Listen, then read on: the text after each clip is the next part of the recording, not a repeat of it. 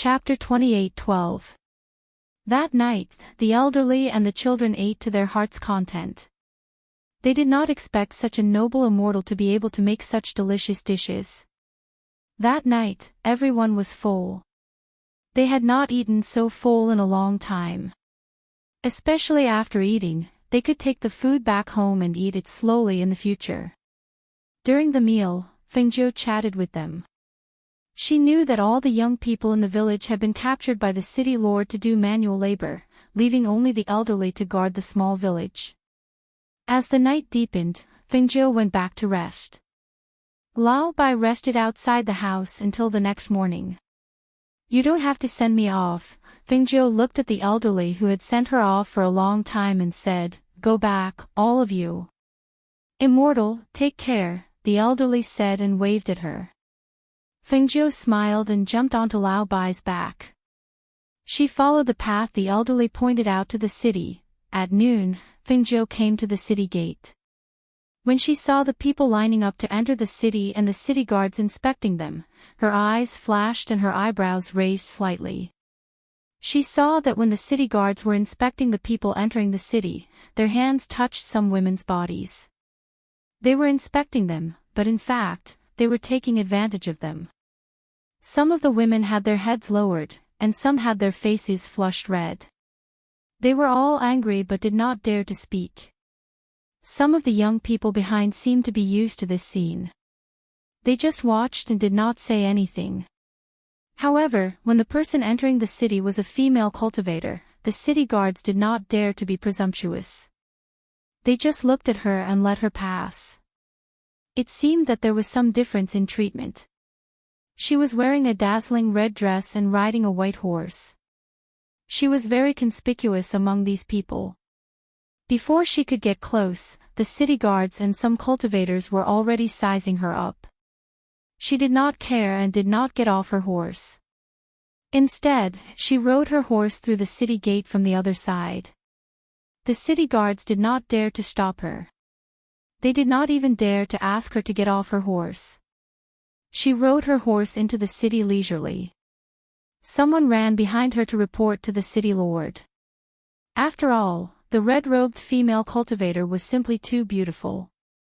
Her beauty was enough to topple a city. Such a beauty must have come from somewhere else. Naturally, he had to report this to the city lord. Miss, are you alone? Several cultivators came before Lao Bai and blocked Fengjiu's path. Sitting on Lao Bai's back, Fengjiu looked down at the cultivators and asked, So what if I'm alone? If Miss is alone, you can come with us. We brothers are all rogue cultivators. If you accompany us, Miss shouldn't have to worry about any danger. A man said, his small eyes sizing up Fengjiu's body. In his eyes, a trace of amazement flashed past, so fast that no one could detect it.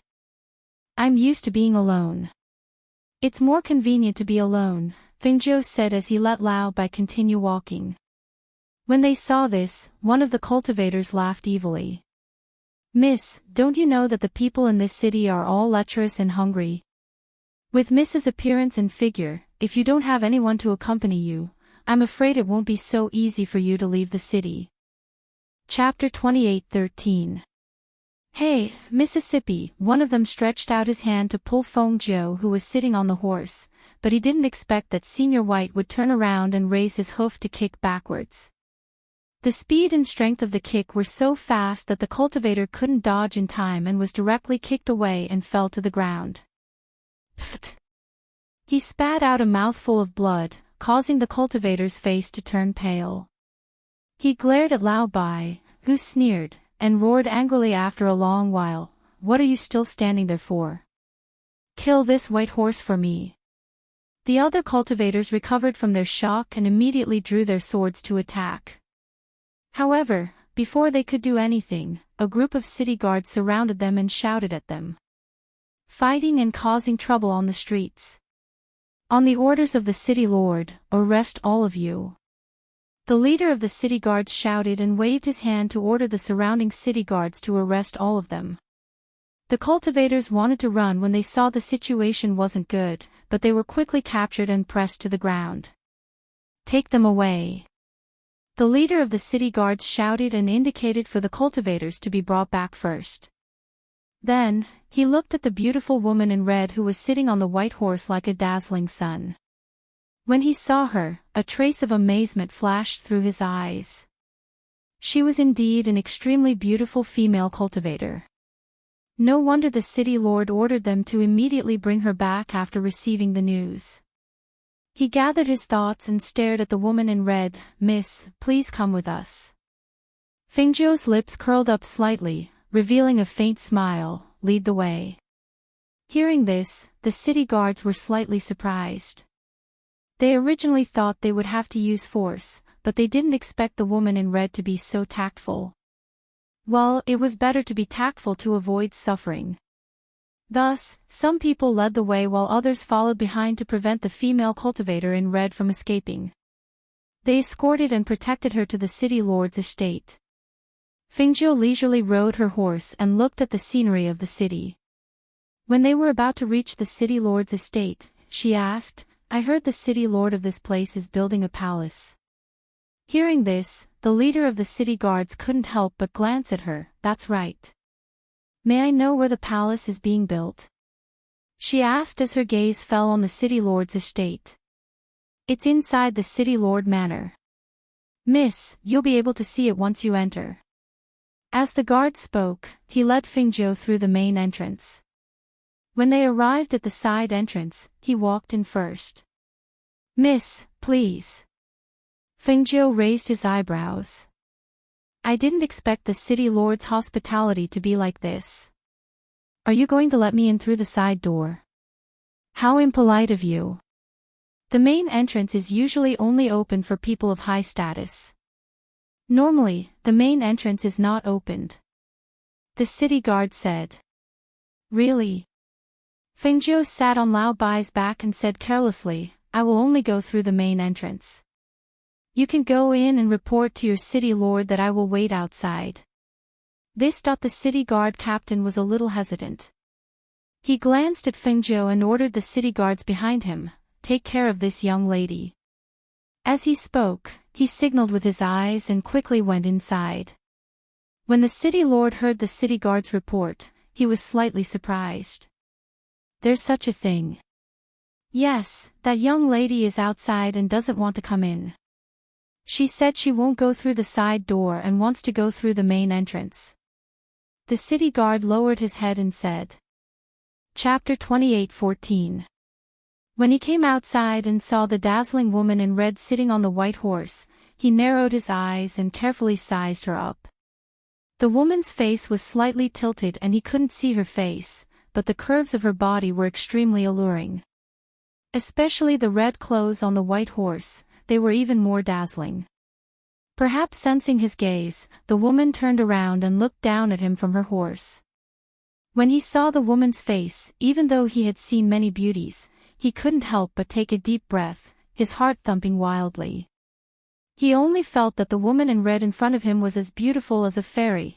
Fengzhou looked at the person in front of her and saw that it was a middle-aged man, dressed in brocade clothes, with a slightly fat belly.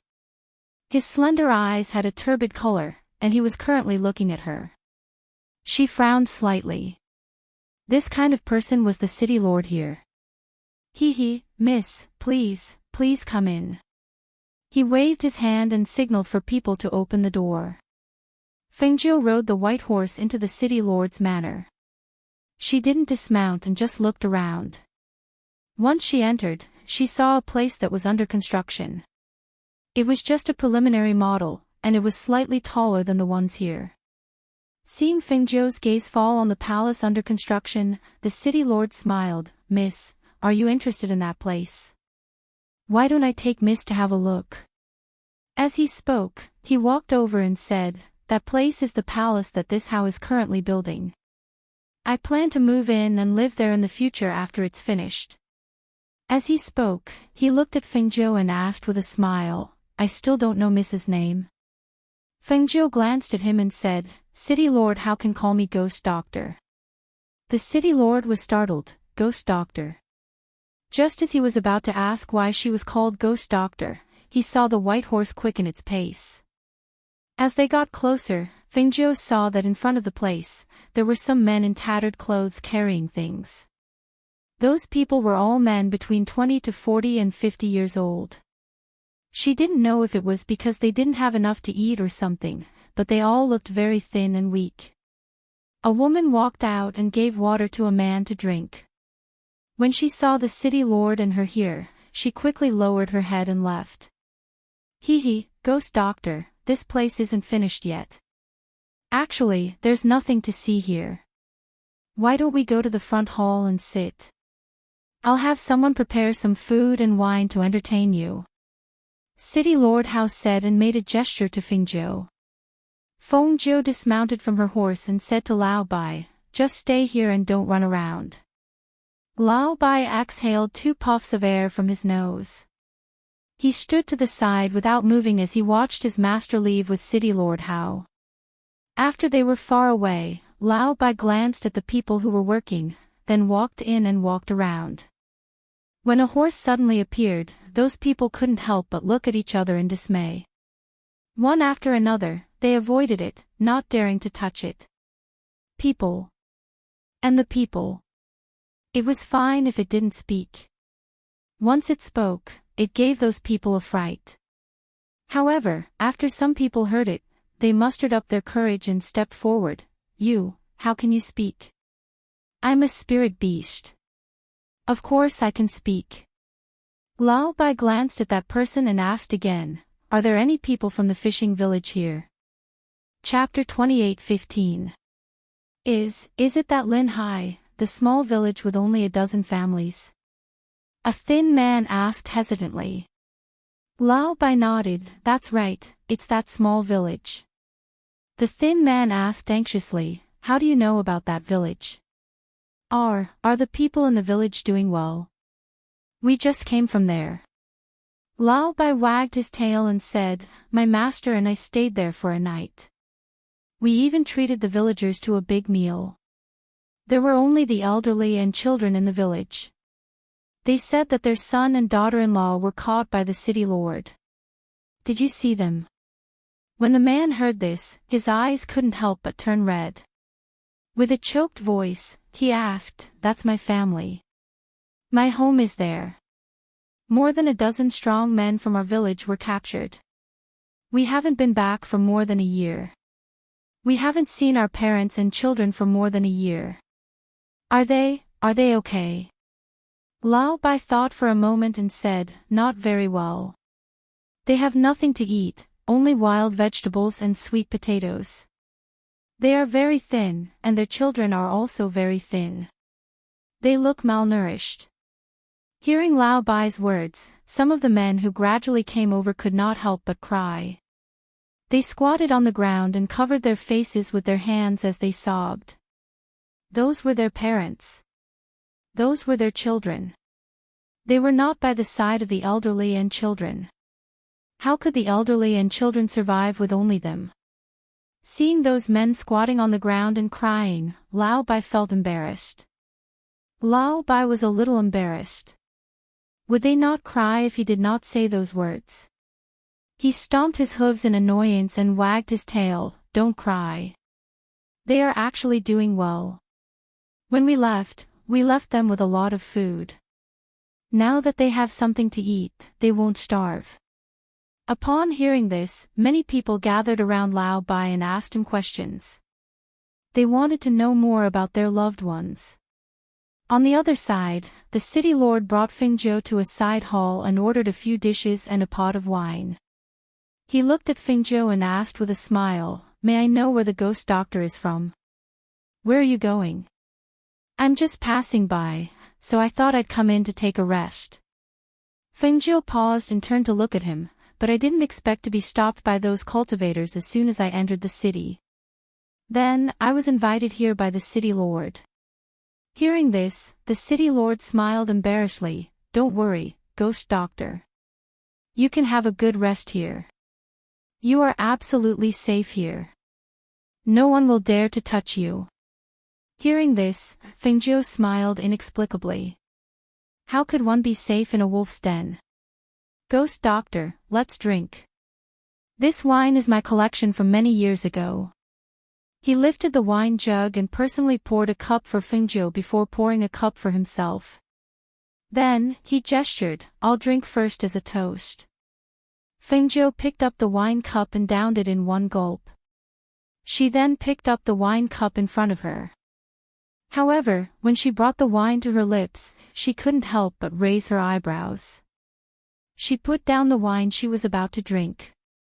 The city lord who had been observing her saw her put down the wine cup and asked, "Ghost doctor, what's wrong?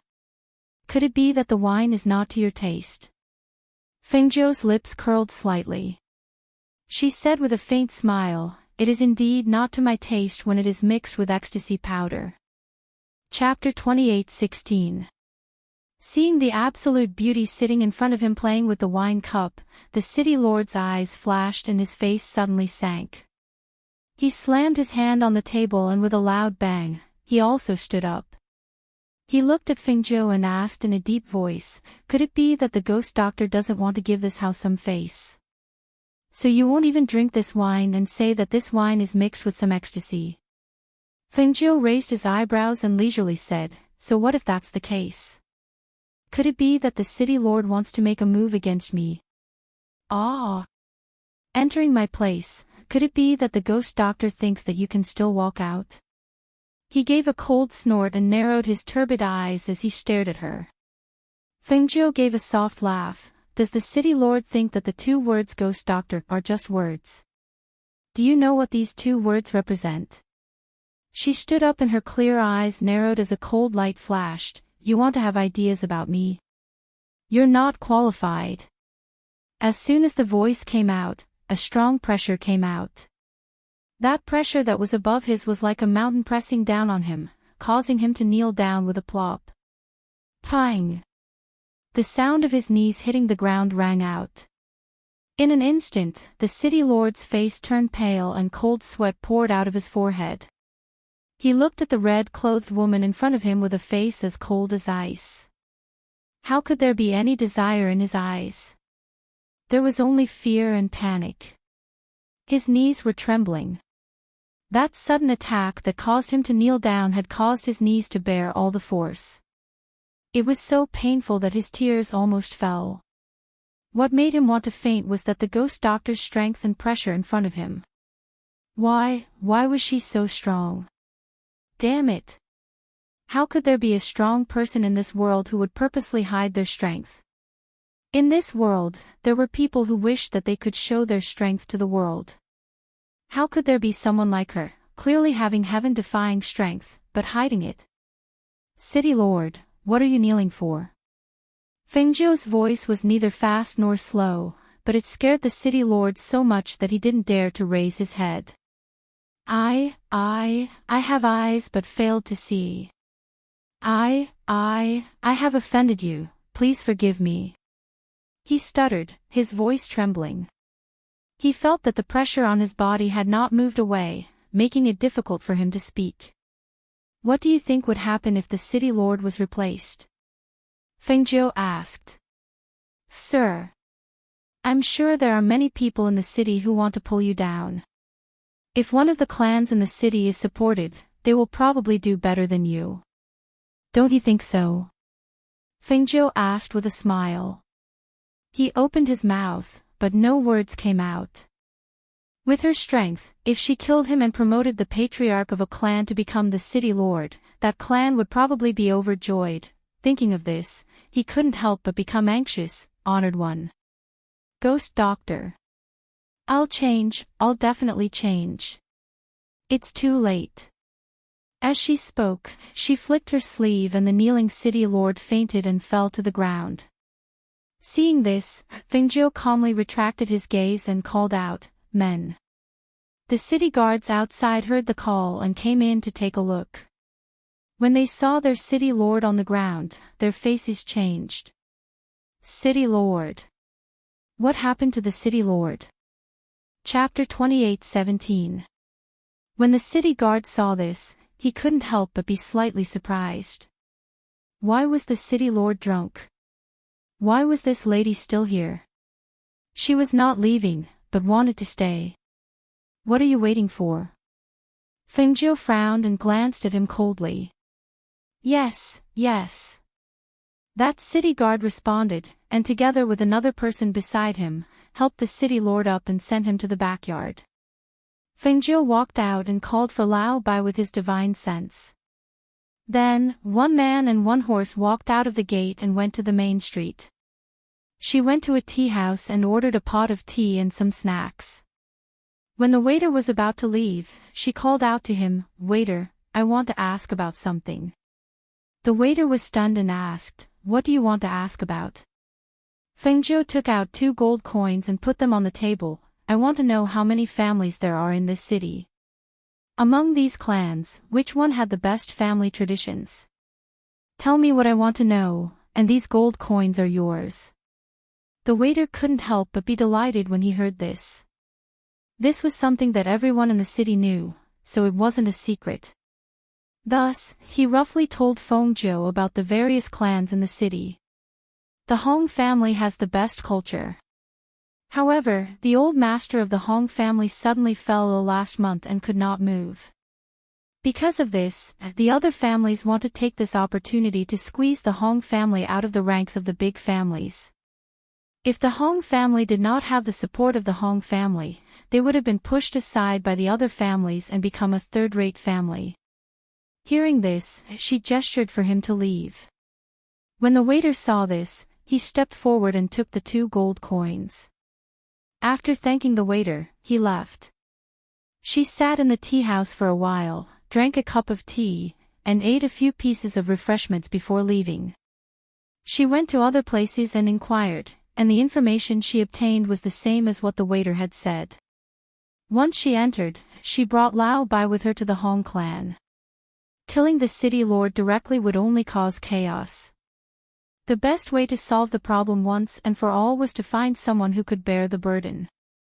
The Hong family was undoubtedly the best choice. When Fengjiu arrived at the door of the Hong family, the guards at the door saw her and asked, "Who are you looking for?" "I'm looking for your master," Fengjiu said. Seeing that the 2 guards were looking at her seriously, they did not dare to look at her impudently even though they were stunned by her beauty. "How should I address you? Why are you looking for our master?" the guards asked. They had to know the reason before they could go in and report. After all, it was not some unknown person who could meet their master just because she wanted to.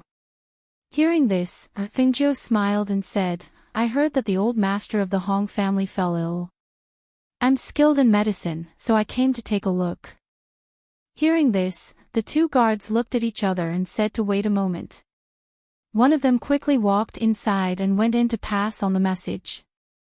In the Hong residence, Master Hong was leading a few doctors into his father's courtyard when he heard the housekeeper walking quickly and whispering in his ear. "A woman." Master Hong frowned slightly. Even if a woman knows medicine, how good can she be? Let her leave. Chapter 28:18. The steward didn't chase her away immediately after hearing his words. Instead, he hesitated for a moment and said, "Master, that lady doesn't look like an ordinary person. Her aura is extremely extraordinary. She's different from the people I usually see." He was the steward of the residence and had seen many people. Just now, when the guard came to report, he went to take a look before coming in to report. The lady outside the door didn't look very old, but her face was as beautiful as a fairy. Her red dress was as dazzling as the sun. Especially her aura, it was unforgettable.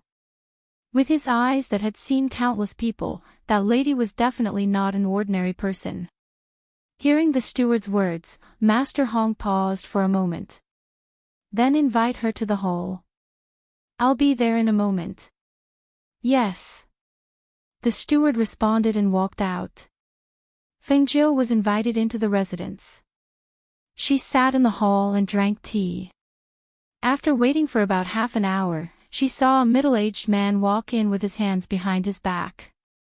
She sized him up and saw that he was dressed in brocade clothes and had his hands clasped behind his back. His imposing aura was very intimidating. Seeing that the butler was following behind him, Feng Jiu knew that this person should be the patriarch of the Hong clan. May I know where you're from? Do you have a pharmacist badge? Master Hong walked in and asked. After seeing this lady, he finally knew why the steward said that she was extraordinary. Her aura was indeed extraordinary. Hearing this, Feng Jiu's lips curled up slightly. She took a sip of tea and put down the teacup in her hand.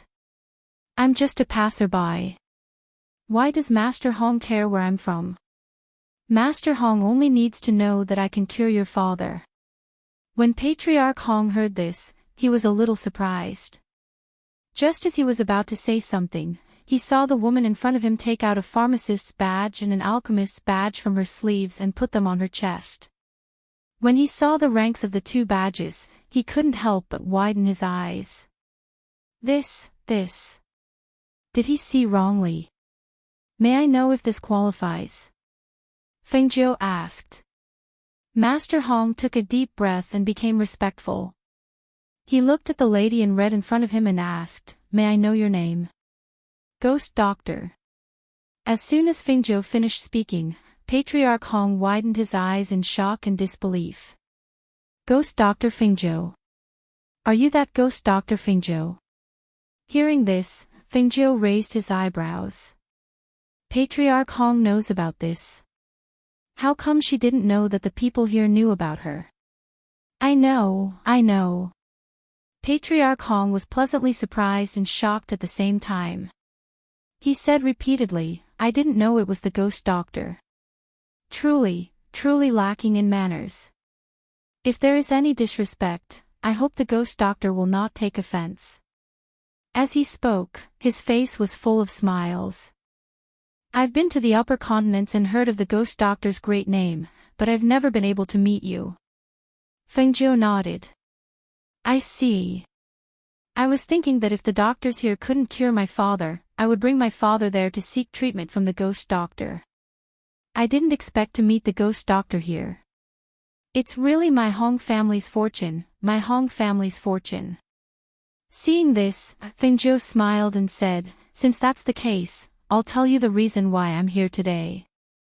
So that Master Hong can be mentally prepared. Chapter 28:19. That's only one of the reasons, there's another reason, Feng Jiu said, looking at him, I want to help your Hong clan to become the city lord of this city. Hearing this, Patriarch Hong was shocked. I'm afraid it doesn't sound right. If my Hong clan becomes the city lord, I'm afraid that the other clans in the city will be the first to oppose it. Moreover, in terms of strength, my Hong clan isn't the strongest. That's why I cured your father. Feng Jiu said, looking at him, if your father recovers, and his strength increases, do you think that with his support, we will still be afraid of the other clans? Hearing this, Patriarch Hong hesitated, looking at Feng Jiu, asking, I want to know, why did the Ghost Doctor do this? She was just a passerby, why would she help the Hong clan to become the city lord and give them such a chance? Others didn't know, but he had heard of the Ghost Doctor's abilities, and knew that she could do it.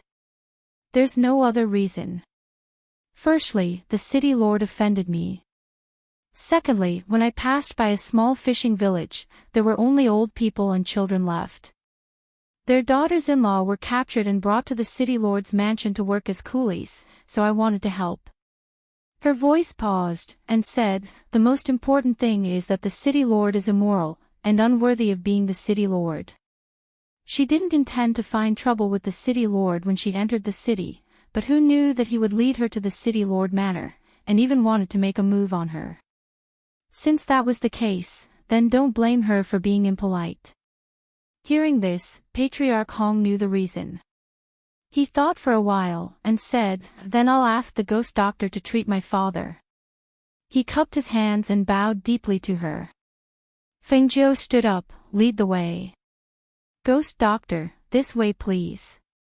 He personally led the way, bringing her to the backyard, to his father's courtyard, and pushed open the door to enter the room. Feng Jiu came to the bedside, looking at the skinny old man lying on the bed, and asked, how long has this situation been going on? It's been more than a month, and he hasn't been able to eat for more than a month. We can only feed him liquid food, but my father isn't unconscious. He's conscious, but he can't wake up or move. Patriarch Hong said from the side. Hearing this, Fengjiu went forward to check his pulse, and carefully checked his body, and said, "It's caused by the reverse flow of blood, but it's not a big problem. As long as the blood is blocked, it will be fine." As she spoke, she took out the silver needles. Patriarch Hong Master, who was at the side, was overjoyed. Seeing her take out the needles, he didn't disturb her, and only stood quietly. He stood to the side, and watched her. Fengjiu pierced his acupoints with silver needles and used her spiritual power as a supplement to dredge his blocked qi in blood. This problem was not difficult for her, but for many doctors, even if they knew the illness, they would not know where to start. As time passed, she pulled out the silver needles and took out a bottle of nutrient solution and handed it to Patriarch Hong. "Feed this to your father. It's a spiritual liquid, it can nourish his internal organs, and have a restorative effect." Patriarch Hong took it, and asked, "Ghost doctor, my father, when will he wake up?"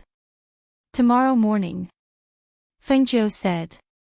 Hearing this, Patriarch Hong was overjoyed, and quickly thanked her. "Thank you, Ghost Doctor, thank you. Alright, I'll leave first.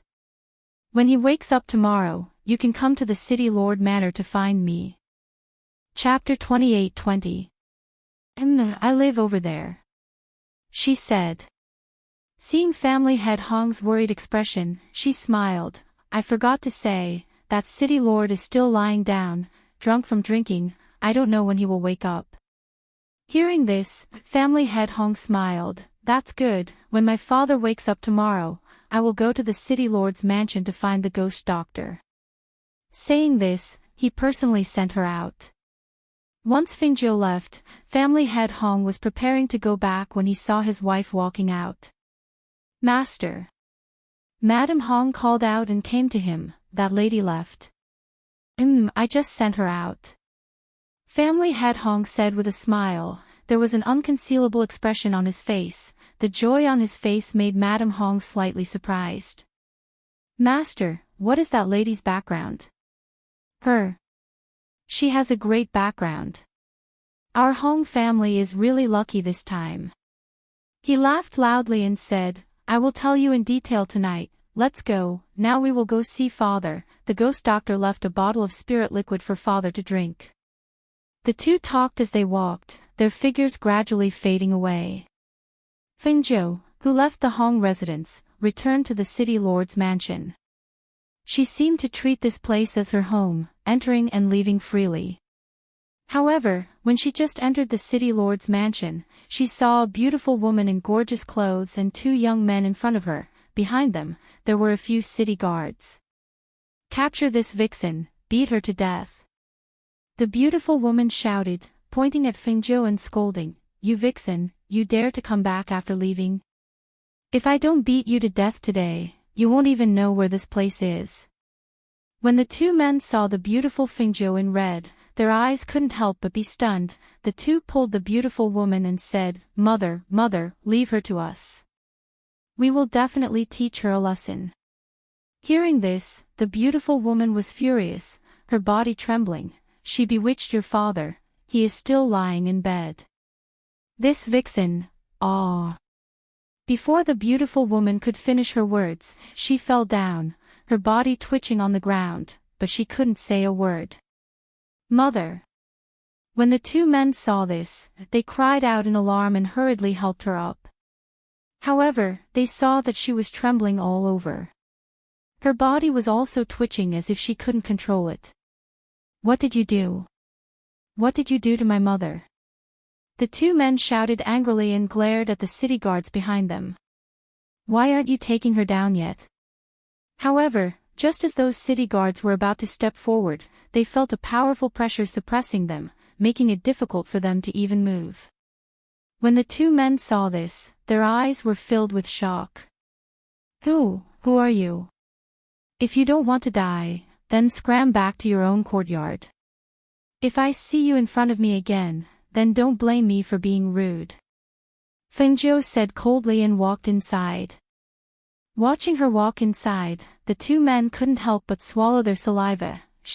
How dare she still stay here? Who was this person? How could they dare to stay after treating them like this? Chapter 28-21.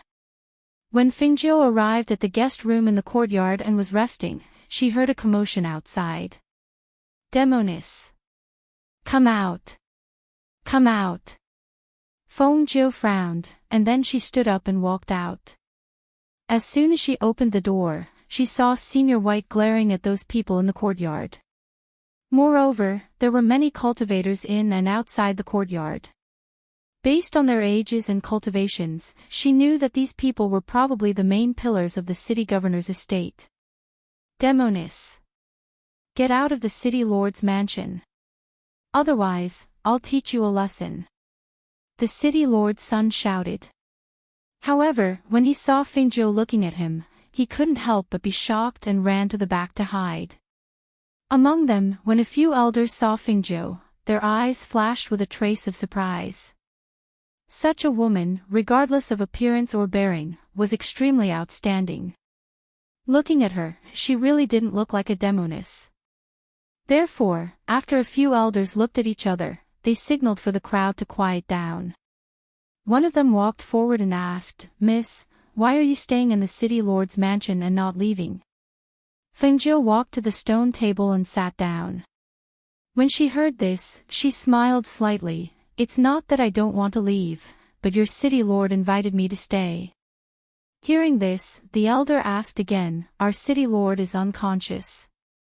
Does this have something to do with you?" "That's right." Fengjiu nodded in agreement. Hearing her admit it so easily, everyone was stunned. "Miss, why are you doing this?" Fengjiu's lips curled up slightly and her gaze swept past them. "This city lord is yours. I think you should know his character better than I do, right?" When she said this, everyone's expression changed slightly. Of course, they knew what kind of person the city lord was, but why waste your breath on her? This kind of woman, let me kill her first.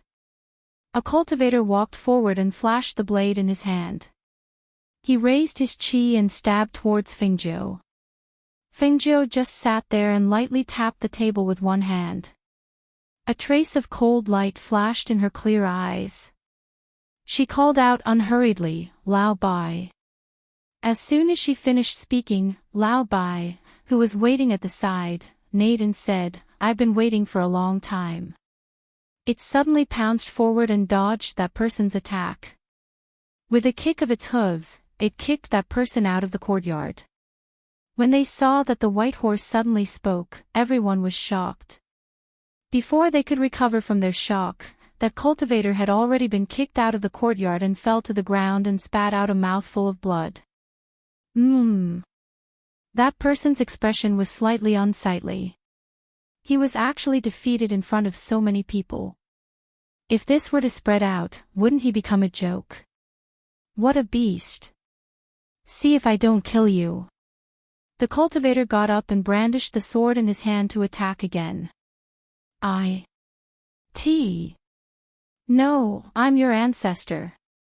Lao Bai snorted lightly and nimbly dodged that person's attack.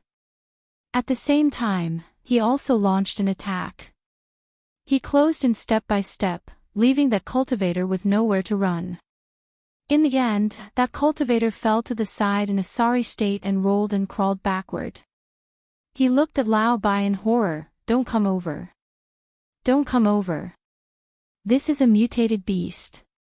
An elder said with a serious expression. He stared at Lao Bai for a while and said, I'm afraid it's a mutated beast at the divine beast level. Chapter 28-22. Sacred Beast. Everyone's hearts trembled. This horse was a sacred beast. Then this lady in red. For a moment, many people started to hesitate. From the moment they had arrived here, this girl had not been afraid at all. She did not even make a move. This horse was a sacred beast. They were afraid that the owner of this horse was not weak either. However, the other party's power must have been concealed by her. Otherwise, there was no reason why they could not see her true power. "Miss, what do you want to do?" The old man looked at Fengjiu and asked, not daring to make a move. "Remove your city lord and find someone to replace him." Fengjiu directly stated her plan. Looking at their slightly changed expressions, she smiled lightly. "You can object, but your objection is invalid. Miss, you are meddling too much. No matter how strong you are, do you think that you can defeat all of us here?" Hearing that, Fengjiu smiled lightly. "No, I am giving you a way out." She looked at them and said, "Just based on the fact that your city lord dared to capture me, the other party drugged me and had thoughts of offending me, it is not too much to destroy your entire city lord's palace." The old man and the others' expressions changed slightly. They did not speak, only frowning as they looked at her. The few guest chamberlains behind her couldn't help but jump out. "What an arrogant woman. We want to see what kind of ability you have. How dare you say such words? You want my master to make a move. You are not qualified." Lao Bai said, snorted, and prepared to step forward. "Lao Bai, stay at the side." As Feng Nine spoke, she stood up and flicked her red clothes, saying, "All right, I'll show you what I'm capable of." As soon as she finished speaking, her red figure flashed, and she rushed toward them as fast as a ghost. The few guests only saw the red figure flash before their eyes. Just as they were about to make a move, one of them screamed, then fell to the ground, twitching. Before the first person could scream, another screamed. The continuous screams, and the few people who fell to the ground, caused the surrounding people to take a step back in shock. They looked at the red figure who had retreated back to the stone table and sat down, their eyes filled with obvious fear. Hiss! The few people on the ground were still screaming. At this time, their robes were drenched in sweat. Some of them were rapidly aging, and some of them were becoming skinny. Their spiritual auras were destroyed, and their cultivations disappeared in an instant. They fell from a high and mighty expert to the ground, and became weaker than an ordinary person. Several powerful guests had their cultivation crippled in an instant. Moreover, they didn't even manage to touch a corner of her clothes. One could imagine how powerful the other party was. Seeing this scene, the few old men took a deep breath. At this moment, they finally believed that this woman in red had the ability to destroy the city lord's mansion. After much consideration, the few old men discussed for a while, then waved their hands at the frightened cultivators behind them. "You all can leave first." "Yes." Those people who couldn't wait to leave quickly took the few people on the ground and quickly retreated outside. After they left, the elders asked, "May I ask, who do you want to be the lord of this city?" Chapter 28-23. When they heard that it was family head Hong, the elders were slightly surprised, but they heaved a sigh of relief. They were aware of the Hong family's style. It had to be said that if there was really no other way, this Hong family head was indeed a good choice. "What do you want us to do?" they asked. Fengjiu smiled and said, "Push him to the top, of course." "We understand." They then said, "We need to prepare for this matter. We will go and arrange it now." After saying that, he bowed and was about to leave, but when he turned around, he heard Fengjiu's voice again. "Wait." They turned back and looked at the woman in red, asking, "Do you have any other instructions?" Fengjiu stood up and said, "Let the people who built the palace go back. At the same time, give them their wages for how long they have worked here." They did not expect her to notice the ordinary people over there and say this. They were stunned for a moment, then said, "Yes, we will go and arrange it now." Strangely enough, they thought that such a powerful person would not pay attention to those ordinary people.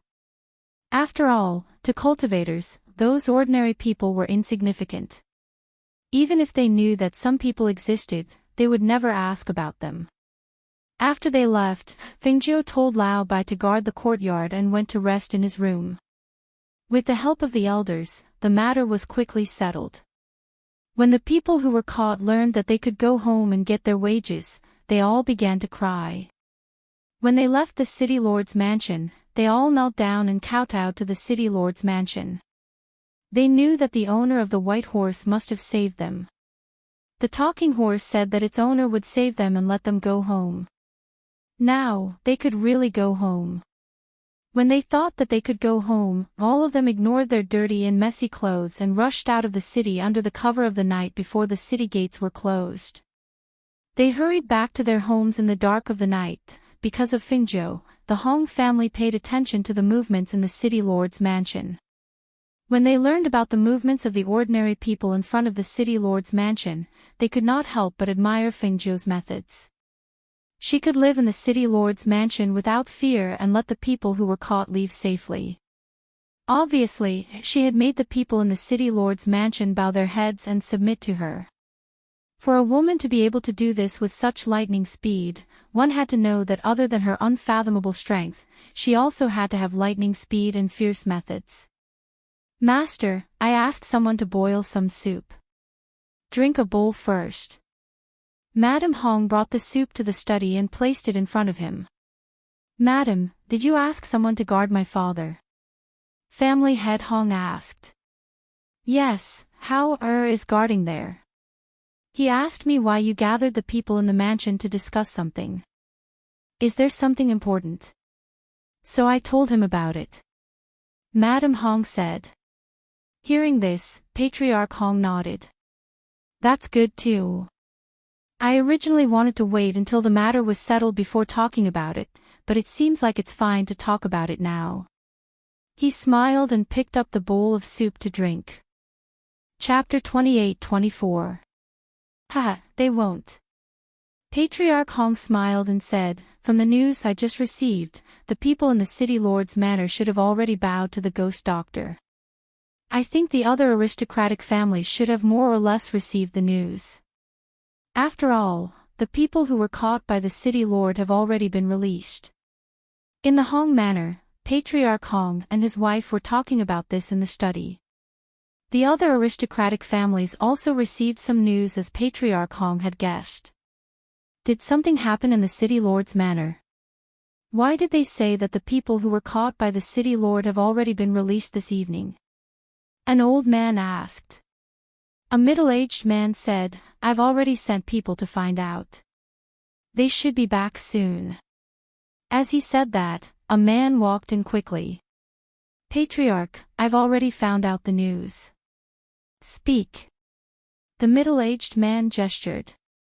Early this morning, a woman in red riding a white horse was brought into the city lord's manor. It said that the city lord is now unconscious. The city lord's wife was tampered with because she offended the woman in red and can't speak. A few of the guests in the city lord's manor have been disabled. Now, those few elders and some of the managers in the city lord's manor have already bowed to the woman. The people in the hall were surprised. Bowed to the woman. To a woman. Yes. That man nodded and said, "It said that they want to elect a new person to be the city lord." The commoners who left in the evening seemed to have been let out because of the woman in red. They were even given their wages. Hearing this, the people in the hall were moved. Elect a new person to be the city lord. Once the castellan falls, only those elders in the castellan's mansion have the ability to be castellan. However, those elders are too old, I'm afraid. The man who was reporting had a strange expression. "Patriarch, I've received news that the city lord isn't chosen in the city lord's manor. I heard that the woman in red even went to the Hong clan today." Hearing this, shock appeared on their faces. Hong clan. Could it be that they want to push the Hong clan up? Now that the Hong family's old master Hong has collapsed due to illness, and the strength of that person from the Hong family isn't the strongest among the few family heads, how can he become the city lord of this city? If she has the support of a few elders from the city lord's mansion, then it's not impossible. However, where did this red-clothed woman come from? He actually has such great ability to make the people in the city lord's mansion bow down to him. The old man at the side pondered. He was a little surprised. I can't find out anything about that. Currently, only a few elders in the city lord's mansion and the Hong clan have come into contact with that red-clothed lady. Hearing this, the few people in the hall looked at each other. The elder who was deep in thought said, "Family head, why don't we pay a visit to the Hong clan tomorrow morning and ask around?" "All right." The middle-aged man nodded. The other aristocratic families were also discussing this matter. One of the patriarchs of one of the aristocratic families proposed to pay a visit to the city lord's mansion tomorrow morning to see the situation, but he was stopped by an old man. "If we go to the city lord's mansion now, we probably won't even be able to enter the main door. Now that the city lord's mansion is not peaceful, they probably won't receive guests. It's better to go to the Hong clan," the old man said in a low voice. After thinking about it again and again, he felt that it was better to go to the Hong clan first to ask about the situation. Chapter 28-25. Compared to the other aristocratic families, the members of the Hong clan were filled with laughter in the early morning. They were overjoyed because their great master, who had been in a coma for a long time, had finally woken up. He could already raise his hand slightly. Compared to the time when he was in a coma and unable to move, this was great news for the Hong clan. "In the old Master Hong's courtyard, father, that's how it is. Now that you've woken up, I'll make some preparations to go to the city lord's manor to look for the ghost doctor," Patriarch Hong said with a smile as he looked at his father who was lying on the bed. "Okay, go ahead. This is a rare opportunity for our Hong clan. It's also the good karma that we've accumulated. Otherwise, such a good thing wouldn't have happened to our Hong clan." Although old Master Hong had woken up, his voice was still very weak. But even so, his words were very clear. "Yes, I know." Patriarch Hong instructed his men to take good care of the old master. Then, he got up and left the courtyard. After returning to the main courtyard to make some preparations, he brought a few people out and went to the city lord mansion. Not long after he left, the other aristocratic families also came to the Hong clan at the same time. When the few patriarchs met in front of the door, they all smiled tacitly. "You're early, everyone." "Brother Chin is early too. Looks like we're all the same."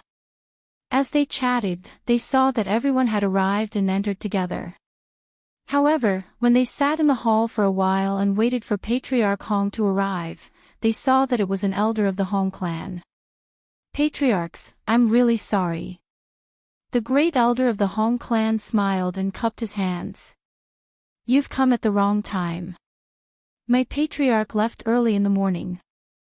He'll probably be back later." Hearing this, their expressions changed slightly. They asked, "Where did Patriarch Hong go? When will he be back?" Patriarch went to the city lord mansion. He only said that he'll be back later, but he didn't say when. The great elder of the Hong clan smiled and said, "If you have nothing to do in the mansion, you can wait here. If you have something to do, you can find another time to come back."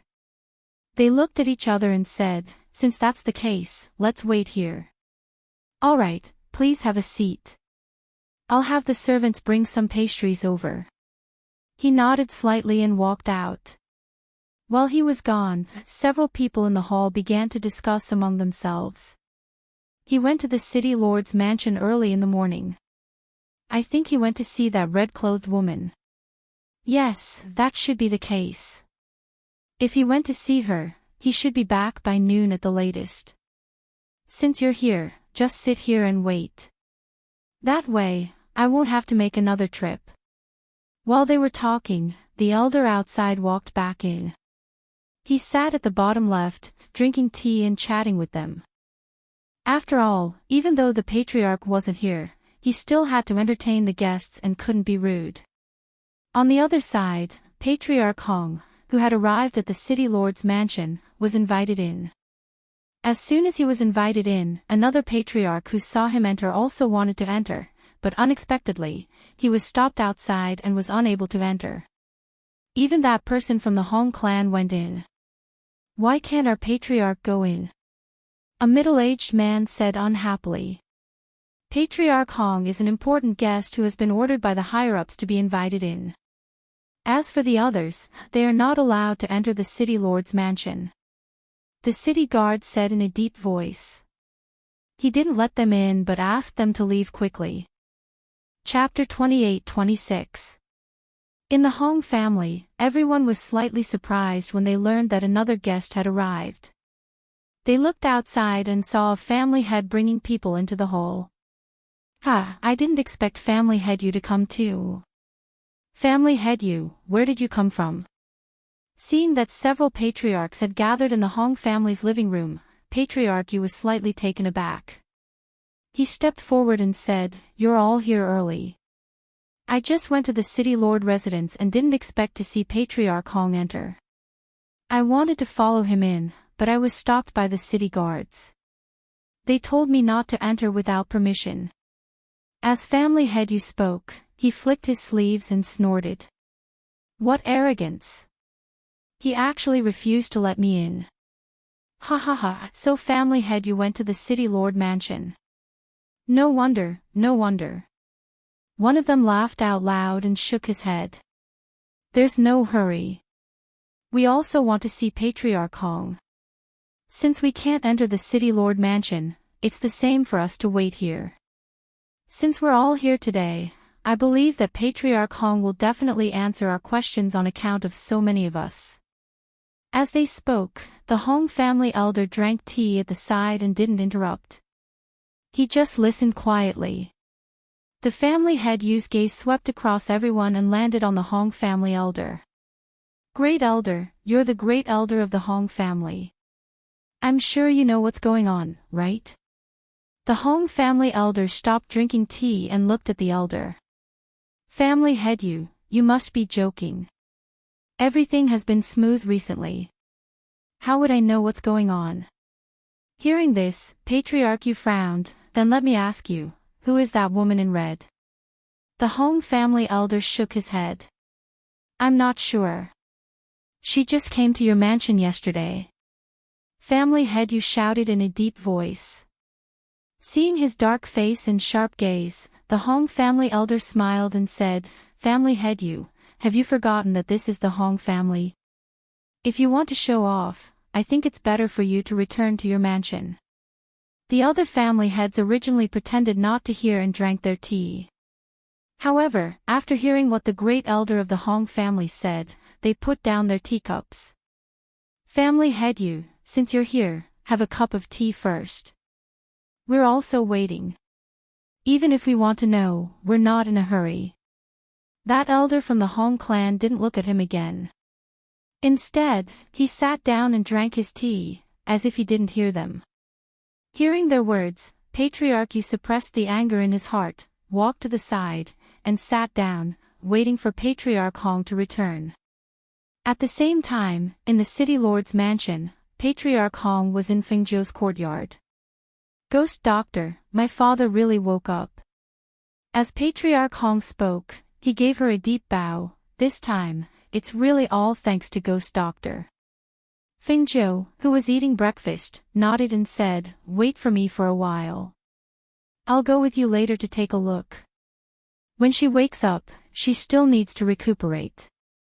All right, Patriarch Hong replied and stood at the side, waiting. About a quarter of an hour later, Fengzhou finished eating. He wiped his mouth and stood up, saying, Tomorrow at the latest.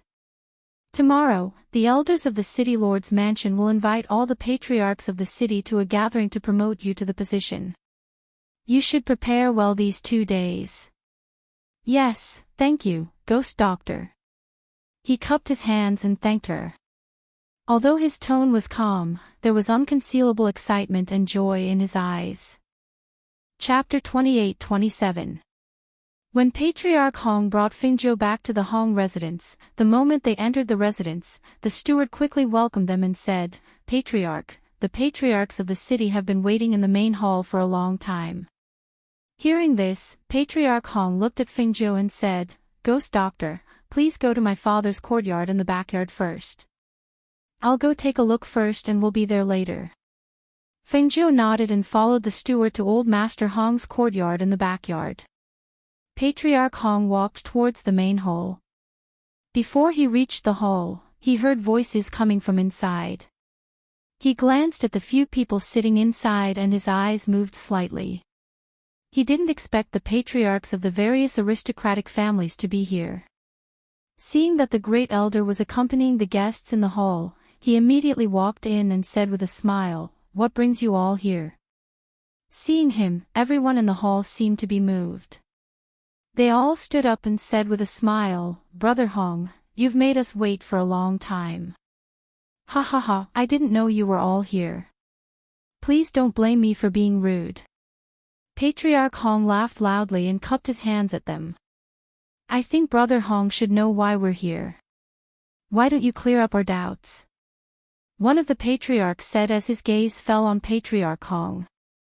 Hearing this, Patriarch Hong smiled and said, Are you all here for the city lord's mansion? Patriarch Yu, who had a sullen expression, stood up and said directly, That's right. We're here for the city lord's mansion. Oh, that. I can't tell you all the details now. How about this? 2 days later, I don't need to tell you what you want to know.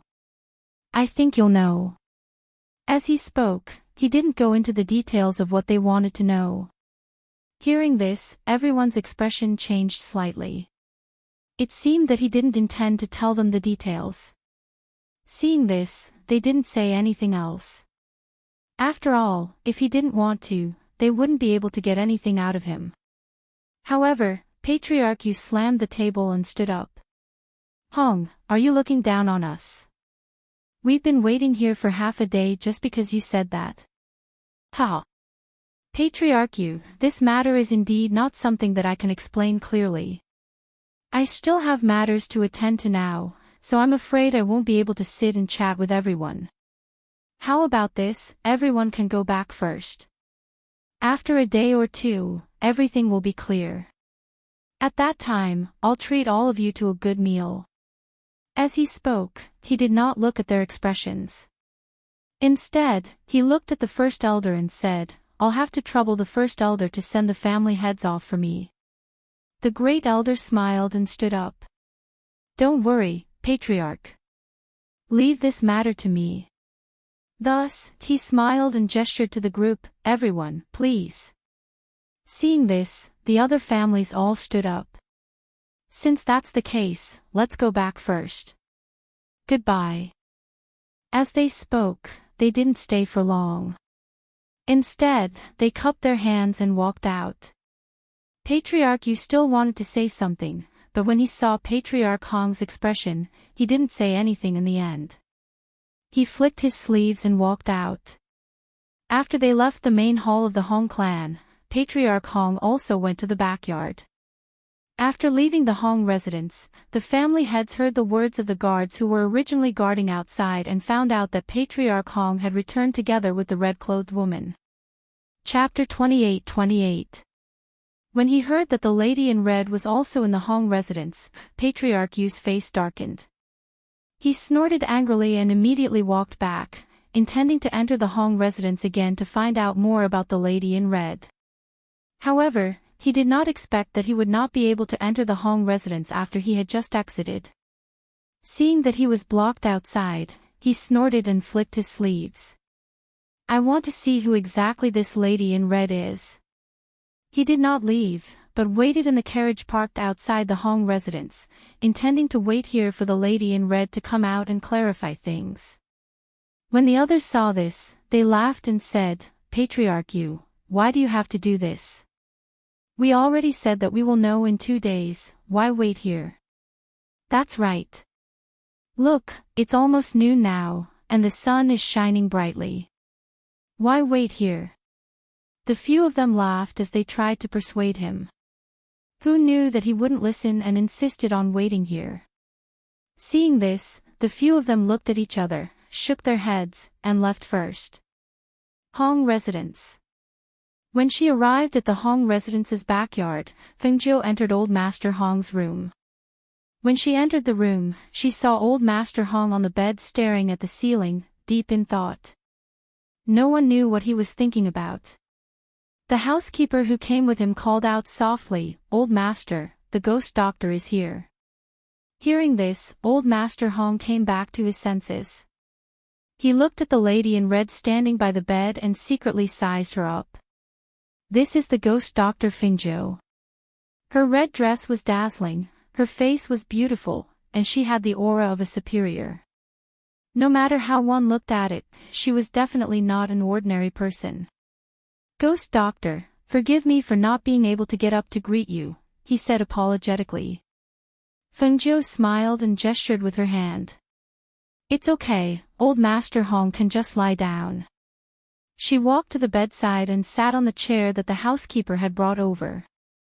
She said to Old Master Hong, "Let me take a look at Old Master Hong." Hearing this, Old Master Hong said, "Thank you." Then he reached out his hand. Fengjiu reached out and placed her hands on the old man's skinny wrists. After carefully checking his pulse, she asked about his physical condition. After a while, she withdrew her hands and said, "Let me do the acupuncture for the old master again. Later, I'll prescribe some more medicine. She'll be fine after taking it for 2 days." Hearing this, Old Master Hong showed a grateful expression. "This time, it's all thanks to the ghost doctor. If it weren't for her, I'm afraid my old bones would have to be like this." Fengjiu just smiled. He took out a silver needle from the space and performed acupuncture on him again to dredge the blocked blood flow. After a while, she put away the silver needles and went back to the table to write down the prescription. At the same time, the Hong family members also came into the room. "Ghost doctor, how is my father today?" he asked, looking at the ghost doctor who was writing a prescription on the table. "He's fine. This is the prescription. After picking the medicine, he'll be fine after drinking it for 2 days." Fengjiu said, handing over the prescription she had written. Seeing this, Old Master Hong hurriedly took it with both hands. He said gratefully to Fengjiu, "Thank you, ghost doctor. I've asked the kitchen to prepare some good food and wine. Please, ghost doctor." Before he could finish, he was interrupted by Fengjiu. "No need.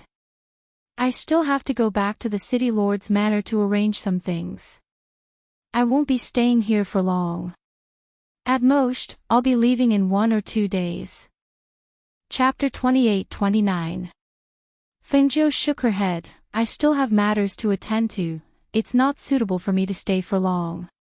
Seeing this, he did not urge her to stay, but said, "In that case, ghost doctor, please wait for a moment, I'll be back soon."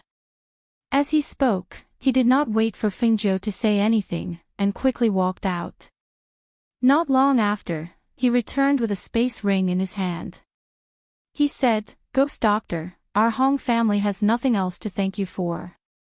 This is just a small token of our appreciation, please accept it." Fengjiu raised her eyebrows and glanced at the ring. Before she could speak, she heard Old Master Hong's voice from the bed behind her. "Ghost doctor, this is just a small token of our appreciation, please don't refuse." Seeing this, Fengjiu nodded. "In that case, I'll accept it." She took the space ring and stored it in her space. Patriarch Hong sent Fengjiu out of the residence and watched as she mounted her white horse and left before returning home. City Lord Yu, who had parked the carriage in an inconspicuous corner, saw Patriarch Hong enter and the woman in red riding a white horse leave, and only then did he have the coachman follow. After walking for a while, Lao Bai said, "Master, someone is following us." He swung his tail, feeling that the person following them was tired of living. Let's go. Go to a deserted place." Fengjiu said carelessly, too lazy to look back. Hearing her words, Lao Bai walked towards a deserted alley.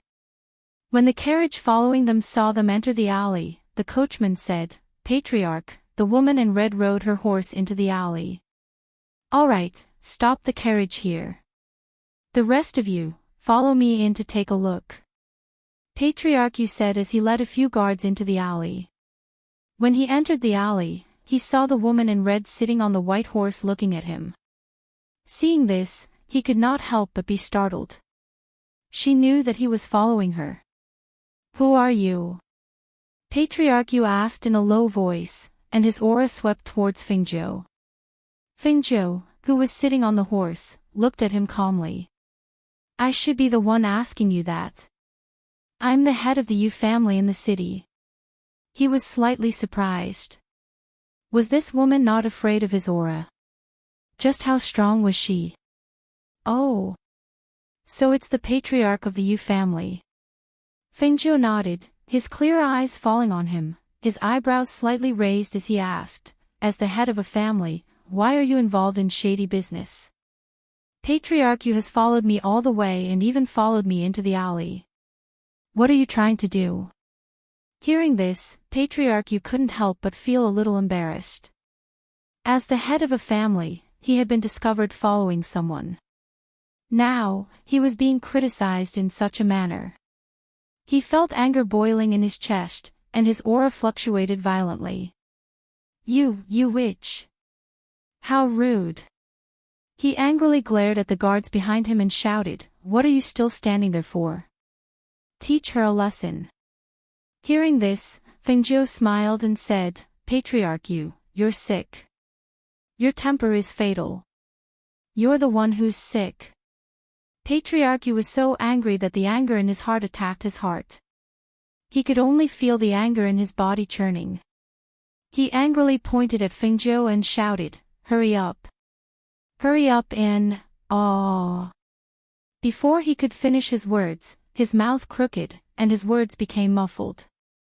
Then, half of his body trembled, and his body stiffened, and he fell to the ground. Chapter 28:30.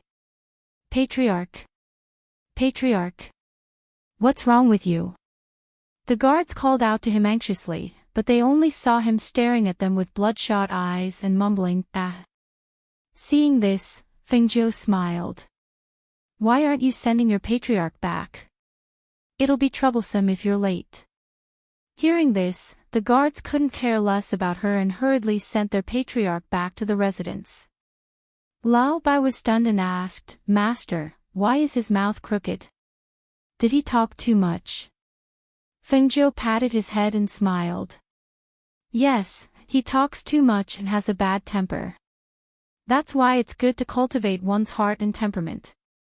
Only by cultivating one's heart and temperament can one's temperament be nurtured. Let's go. Let's go back to the city lord's residence." "All right." Lao Bai replied, and only then did he lead her towards the city lord's mansion. After entering the city lord's residence, she first returned to the courtyard and asked someone to find a few elders. They entered the courtyard and saw Fingzhou sitting at the stone table drinking tea. They walked forward and called out, "Ghost Doctor." She had been here for a few days and they knew that she was called Ghost Doctor. However, they still didn't know where she came from. "Has everything been arranged?" Fingzhou looked at them and asked. "Don't worry, Ghost Doctor. We've already sent the invitation to the big families. They'll come tomorrow," one of the elders said and then paused. "We've already arranged for the Hao family to leave." They discussed for a while in the courtyard and left after handing over the matters. Fingzhou also went into his room to cultivate until the next morning. Early in the morning, the few patriarchs in the city were invited and entered the residence one after another. On this day, the Hong family's old master and Patriarch Hong also arrived at the city lord's residence early. When everyone sat in the hall, they realized that the most bad-tempered Patriarch hadn't arrived yet. "Why isn't Patriarch here yet? I thought he would be the first to arrive." "Yes. Why isn't he here yet?" Yesterday, Patriarch was still guarding outside the Hong residence and refused to leave. I wonder what happened after that. Could it be that you already knew what was going to happen here, so you didn't plan to come? The few of them laughed and chatted. Just as they were talking, they saw someone pushing a wheelchair over. When they saw the person in the wheelchair, they couldn't help but be stunned. Isn't this patriarch you? Why are you in a wheelchair? Your mouth is crooked too. Why is half of your body shaking?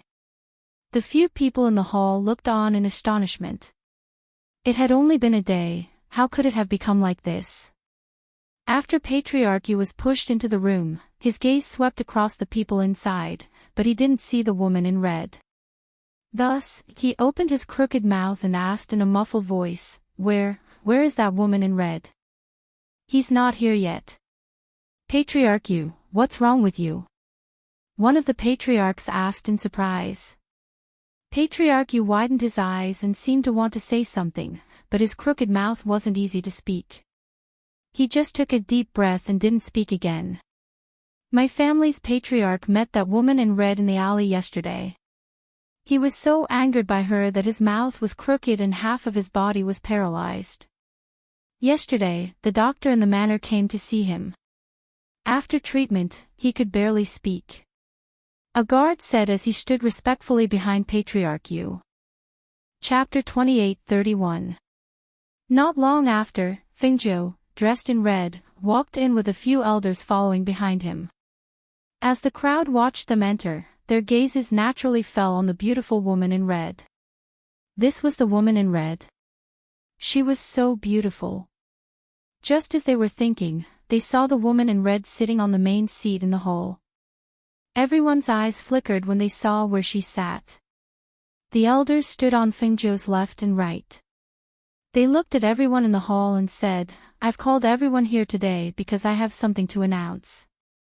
As the elder spoke, his gaze swept past everyone before landing on the Hong clan's father and son. He continued, The city lord has abdicated his position. After our discussion, we have decided to elect a successor to the city lord position. This person is the Hong clan's clan leader. Everyone widened their eyes in shock when they heard this. They looked at the elder who spoke, as well as Hong clan's father and son, who were unperturbed and unfazed. Let Hong clan's patriarch succeed the city lord. That's right. The elder nodded. In the future. Before he could finish, he was interrupted by one of them. Who was the one who picked them out? I want to know, all the people from the various aristocratic families in the city are so outstanding. How can Hong clan's patriarch succeed the city lord? I hope there's an explanation that can convince us. The elder glanced at the patriarch, and then he gazed at Fengzhou and continued, This isn't a discussion, and it's a notification of our decision. I think that it shouldn't concern you at all who the members of our city governor's estate elects to become the city governor, right? Hearing this, the patriarch frowned and said in a deep voice, How is it unrelated? There are so many people who are more outstanding than him. Why him? Also, who is this woman in red? Could it be that you chose Hong clan's patriarch to succeed the city lord because of this woman in red? His sharp gaze landed on Fengzhou. His gaze was as sharp as a knife and carried an inquisitive look. What ability did this woman have? How could she make them listen to her? Haha, that's where you're wrong. Does our city lord's mansion need your approval to choose someone? The great elder sneered, Like I said, I invited you all here today to inform you, not to listen to your opinions. Hearing these words, the family head only felt anger in his heart. Although he was not convinced, if the city lord's mansion and the Hong family's forces were to join forces, they had no choice but to be wary. Compared to the family head, the other family heads were focused on the woman in red. Seeing her sitting quietly and drinking tea, they didn't pay attention to the family head's words. They couldn't help but secretly size her up. This woman's strength was unfathomable, and her bearing was extraordinary. Why would such a person suddenly intervene in the affairs of this city? He really couldn't understand. However, other than the people from the city lord's mansion and the Hong clan, no one else knew about this. "Ha, we've been sitting here for so long, but we still don't know how to address this lady?" one of the family heads asked as he looked at Fengzhou, who was drinking tea. Hearing this, the elder and family head Hong both glanced at Fengzhou. Fengzhou looked up at the family head and said with a smile, "Ghost Doctor." Ghost Doctor. Chapter 28:32. Patriarch, you spoke in agitation and nervousness. Because he spoke too quickly, his voice was not clear. He waved one hand and pointed at Fengzhou, wanting to say something, but in the end, he was too anxious to say anything. The guard knew what the woman in red had said at that time, and what the patriarch had said after the treatment, so when he saw the patriarch shouting there, he said, "Ghost Doctor, our patriarch would like you to treat his illness. As long as you cure our patriarch's illness, our Yu family will definitely reward you handsomely." "Yes, yes, yes." Patriarch Yu hurriedly nodded and looked at Fengzhou, looking at her with hope. When he went back, he remembered that she said he was sick. Today, when he saw that the Hong family's patriarch had woken up from his coma, how could he not know that this woman in red was a doctor? Now, he only hoped that she could cure his illness and let him recover to his original state. When the others heard this, their hearts couldn't help but tremble. Did something happen to Patriarch Yu yesterday that they didn't know about? Yesterday, he seemed to have been waiting for this woman in red at the Hong family. Did something happen later that they didn't know about? This won't be easy. Fengzhou said carelessly, glancing at him and saying with a faint smile, "Patriarch Yu's illness is caused by the heat of the heart attacking his heart, causing his blood vessels to be blocked. To put it bluntly, it's a mild stroke. If this isn't treated well, his mouth will always be crooked like this, half of his body will be weak, and his movements will be hindered." Patriarch Yu panicked when he heard this. He crooked his mouth and called out vaguely, "Ghost Doctor. All right, you guys can chat. I'll return to the courtyard first," Fengzhou said, leaving the matter to them to discuss among themselves. Patriarch Yu panicked when he saw Fengzhou leave just like that. Seeing that his pleading was useless, he couldn't help but look at Patriarch Hong. Hong. He pushed his wheelchair forward with one hand, hoping that Patriarch Hong could help him. Seeing this, Patriarch Hong glanced at his father. Finally, he said, "I can help you put in a good word, but whether the ghost doctor is willing to help, we can't guarantee that." Thank you." Patriarch Yu heaved a sigh of relief. Seeing this scene, the eyes of several people in the hall flashed slightly. After sitting for a while, they got up and said their goodbyes. The other patriarchs left first while Patriarch Yu stayed behind. Patriarch Hong and his son went to Fengzhou's courtyard. When the two of them arrived at the courtyard, they saw her sitting there. The father and son looked at each other and walked in. "Ghost Doctor." "Yes." Fengzhou was flipping through a book in his hand. He only responded faintly and did not look at them. "Ghost Doctor, I wonder if you can take a look at Patriarch Yu. If he continues to be like this in the future, I'm afraid that the Yu family will be in chaos." Fengzhou smiled. He put down the book in his hand and looked at the two of them. "Let him come over." Hearing this, the Hong family's father and son were slightly surprised, but soon understood. The ghost doctor wanted family head Yu to owe their Hong family a favor. Thinking of this, the two of them couldn't help but feel grateful. They bowed deeply to her. "Thank you, ghost doctor." They didn't expect that she would think of such leeway for them. As it turned out, she had already agreed to treat Patriarch Yu long ago. She didn't agree on the spot, but gave this favor to them so that they would have the support of the Yu family in the future. Chapter 28:33. With Fengzhou's permission, they brought Patriarch Yu over and watched her treat him in the courtyard. In the evening, when Patriarch Yu was sent back, his mouth was no longer crooked, but he still couldn't control half of his body. He was already very grateful because he heard the ghost doctor say that he would recover after half a month of recuperation. How could he not be excited by such a result? After he returned to the residence, he sent someone to deliver gifts of thanks. Fengjiu accepted them without any hesitation. That day, the Hong family arranged for an auspicious day to stay in the city lord's residence. The city lord's residence also released the news that the city lord had changed hands and was now patriarch of the Hong family. When this news was released, everyone in the city couldn't help but cheer. It could only be said that the Hong family had won the hearts of the people in the city, and it was also expected that they would become the city lord. The next day, when the Hong family came to Fengjiu's courtyard again, they found that the white horse and her had disappeared. At the same time, in the Peach Blossom Cove of the former Phoenix dynasty, a red figure strolled through the peach blossom forest like a fairy that had fallen into the mortal world. A gentle breeze brushed past her face, causing peach blossoms to fall. Her red dress gently swayed as she walked, blooming into beautiful flowers. They were like ripples on water, spreading out in circles. It was truly beautiful. She hadn't returned since she left. Now that she looked at this place again, she felt that nothing had changed. She sighed in her heart and felt a mix of emotions. Just as she was walking through the peach blossom forest, she faintly heard a familiar voice. This place is Xiaojiu's Peach Blossom Cove. She used to stay here often.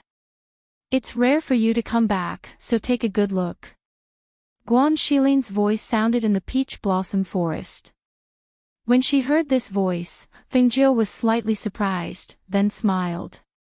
So it was her brother. Did he bring Feng Yi and the others here to play? As she thought this, she restrained her aura and followed the voice. When she came to a peach blossom forest, she saw that they were indeed there. She saw her brother standing under a tree, while Feng Yi and Zhao Yang were sitting on a peach tree, swinging their legs. She smiled and hid her figure well. She picked a peach blossom and flew it towards Feng Yi. Guan Xilin under the tree saw this and immediately shouted, "Who's there?" At the same time, he reached out his hand to block the peach blossom. Seeing this, the smile on Fengjiu's face deepened. She shot a few more peach blossoms, and this time, not only attacked Feng Yi and Zhao Yang, but also Guan Xilin. Guan Xilin blocked some of the peach blossoms. Seeing that the peach blossoms were not fierce and did not have any murderous intent, he was puzzled. He took a step back and saw that the peach blossoms were only attacking Feng Yi and the young man. It was more like the peach blossoms were toying with them than attacking them. SSSSSSSSSSSS. Was it little 9? Xiaojiu's here. This girl's not here, but hiding in the dark to tease us. He shook his head inwardly. Fengjiu leaned out and waved at him. At this time, Feng Yi and Zhao Yang shouted, "Who dares to sneak up on us?" The two jumped down from the peach tree and dodged until the peach blossoms stopped flying. Then they saw the red figure coming out from behind the peach tree. Chapter 28-34. Fengjiu felt goosebumps rise on his arms when he heard the words little niece. It was such a loss to be called little niece by a kid so much younger than him. Sister Feng. Zhao Yang was also very happy to see her. He jogged to her side and greeted her. Fengjiu reached out and patted his head. Yang, you've trained well. Continue to work hard. Yes. Zhao Yang smiled happily and nodded in response. Xiaojiu, when did you arrive? Are you alone? Didn't Mose and the others come? Guan Xilin asked. No, I didn't come with them. Fengjiu said. His heart skipped a beat when he heard this. He asked, but what happened after we left? Did you go up the immortal ascension stairs? Yes, I'll tell you more about it later. Right now, it's hard to explain in a few words. She smiled. I just arrived here. When I heard your voices, I knew you were here. Yes. I wanted to bring them here to take a look and send them back in a few days, Guan Shilin said, then added, Grandpa and the others were very happy to see Feng Yi and Zhao Yang come back. Feng Zhou nodded when he heard this. It's good that you've met them. Xiao Zhou, let's go home together. If my parents know that you're back, they'll be very happy. Oh, and my brother and sister-in-law too. He winked and said with a smile. Little brat. Feng Zhou knocked his head lightly. I'm your little uncle. Feng Yi protested. Yes, little uncle. Let's go. Let's go home. She reached out and pinched his pink cheeks. She held his hand and looked at Guan Shilin. Brother, where's Yi Jing? She went home. Guan Shilin said. Feng Zhou nodded. It's good to go back. At least it's safer. But when do you plan to marry her? This. He smiled, seemingly a little embarrassed. I was thinking of asking my adoptive parents to arrange it for me, but I don't seem to have the time recently. Then let's find a time to do it. Don't let Yi Jing wait too long, she said with a smile. Yes, I know. He nodded. This was also the reason why he came back this time. They left Peach Blossom Cove and sat in a carriage that had stopped at the foot of the mountain. The group then headed towards the Feng Manor. When the carriage stopped in front of the mansion's gate, Feng Zhou alighted from the carriage. The gatekeeper couldn't help but stare blankly and immediately dashed inside to report. Eldest Miss is back. Young Miss is back. When the people in the residence heard this, they couldn't help but be surprised. After hearing the news, they quickly reported it to the various courtyards. Who? Little Feng. You're saying that little Feng is back? When Feng Sanyuan heard this news, he couldn't help but be delighted. Quickly, let's go take a look. Su Shi also stood up and walked forward with him. In another courtyard, after Feng Xiao heard the news, he was a little incredulous. Xiao Zhou is back. Shengwan Wanru, who was embroidering to pass the time, couldn't help but stab herself with the needle in her hand. She stood up in surprise. Xiao Zhou. Xiao Zhou is really back. Madam, let's quickly go take a look. This girl hasn't been back for a long time. I don't know how she is now. As Feng Xiao spoke, he led her outside. Seeing that she was walking faster than him, Feng Xiao couldn't help but smile. Madam, don't worry. You'll see her. Chapter 28:35. Xiao Zhou. Little Feng. Voices of pleasant surprise rang out in unison from the mouths of several people. Feng Zhou only saw a figure flash in front of her. Her mother came to her side and hugged her. It's good that you're back, it's good that you're back. Shengwan Wanru cried tears of joy. Seeing that her daughter was back, her heart that had been worried about her finally relaxed. Mother, Feng Zhou called out, taking a step back and coming out of her arms. I came back to see you. Good, good, good. Feng Xiao nodded and patted her shoulder. Father, Feng Zhou called out sweetly, then looked at the two people at the side. Grandfather, grandmother. She called out. Looking at their faces, she smiled. Grandfather, you're almost younger than my father. Your complexion is also good. That's also because of the pills you left behind, Feng Sanyuan said with a smile. All right, don't just stand here. Let's go inside and sit. He gestured for everyone to enter the hall. Feng Zhou followed them in. After sitting down, Feng Sanyuan asked, Why are you the only one back? Where are the others? Actually, it's like this. I came from overseas using the Aurora transmission scroll. Mose and the others should be on their way. Overseas? Why did you go overseas? After I came back from Penglai Immortal Island, I was watched again. Those people used a spatial array to bring me overseas. Later, I escaped and came back first. She spoke in a few words, but their hearts were slightly raised. The danger was something they could not estimate. Xiao Zhou, why don't you come back home? Don't go out again. You're outside alone. We're all worried about you, Feng Xiao said with a frown. Hearing this, Feng Zhou smiled slightly. Actually, I came back this time because I have something to tell you.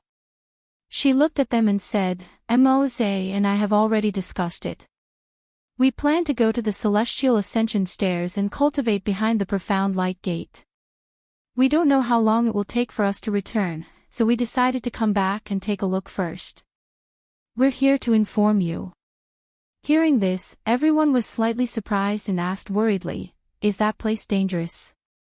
Half and half. Feng Zhou said.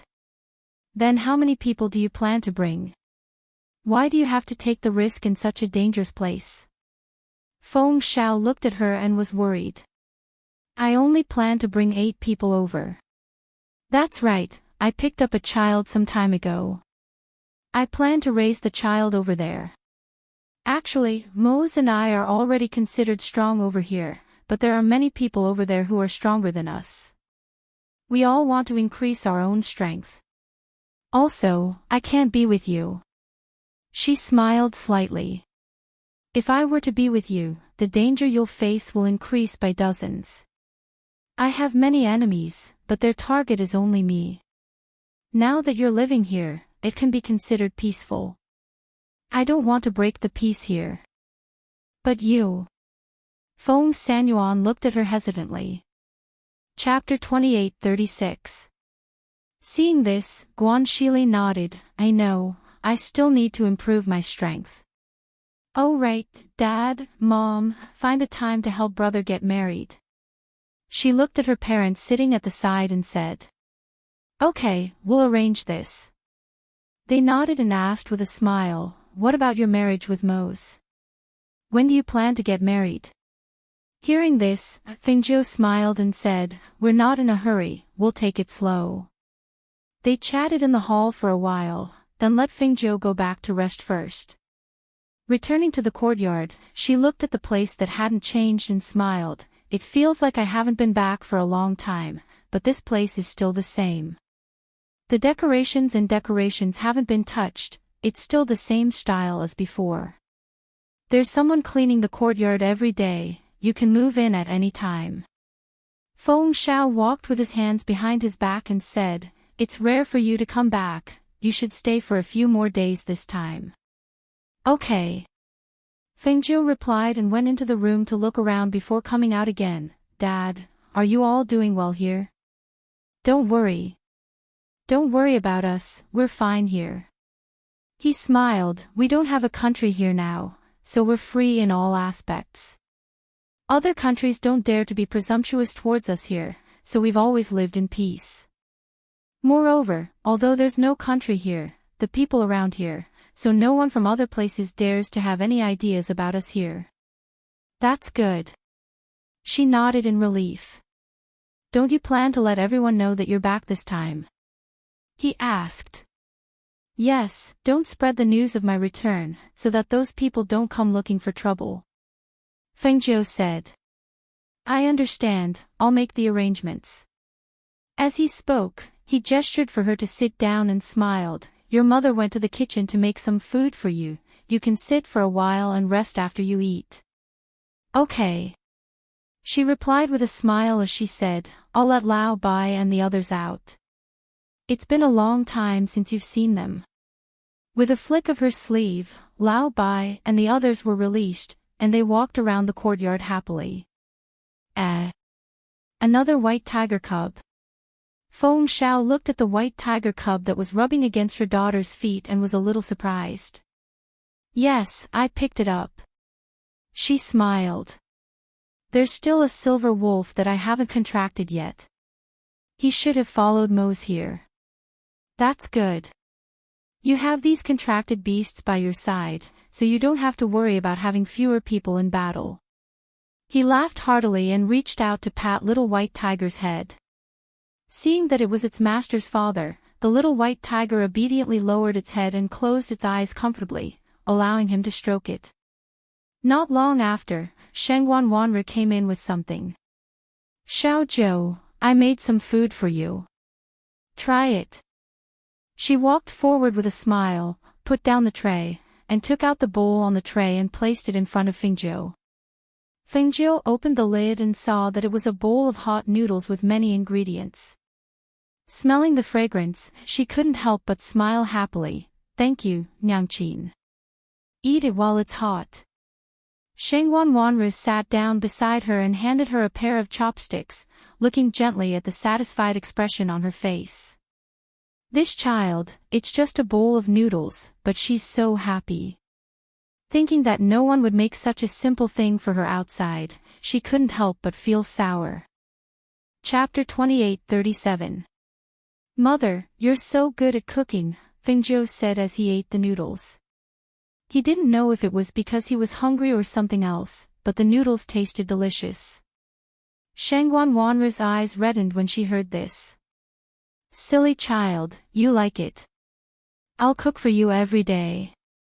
"Okay," she replied with a smile and continued eating. She only put down her chopsticks when she finished the big bowl of noodles. "Phew.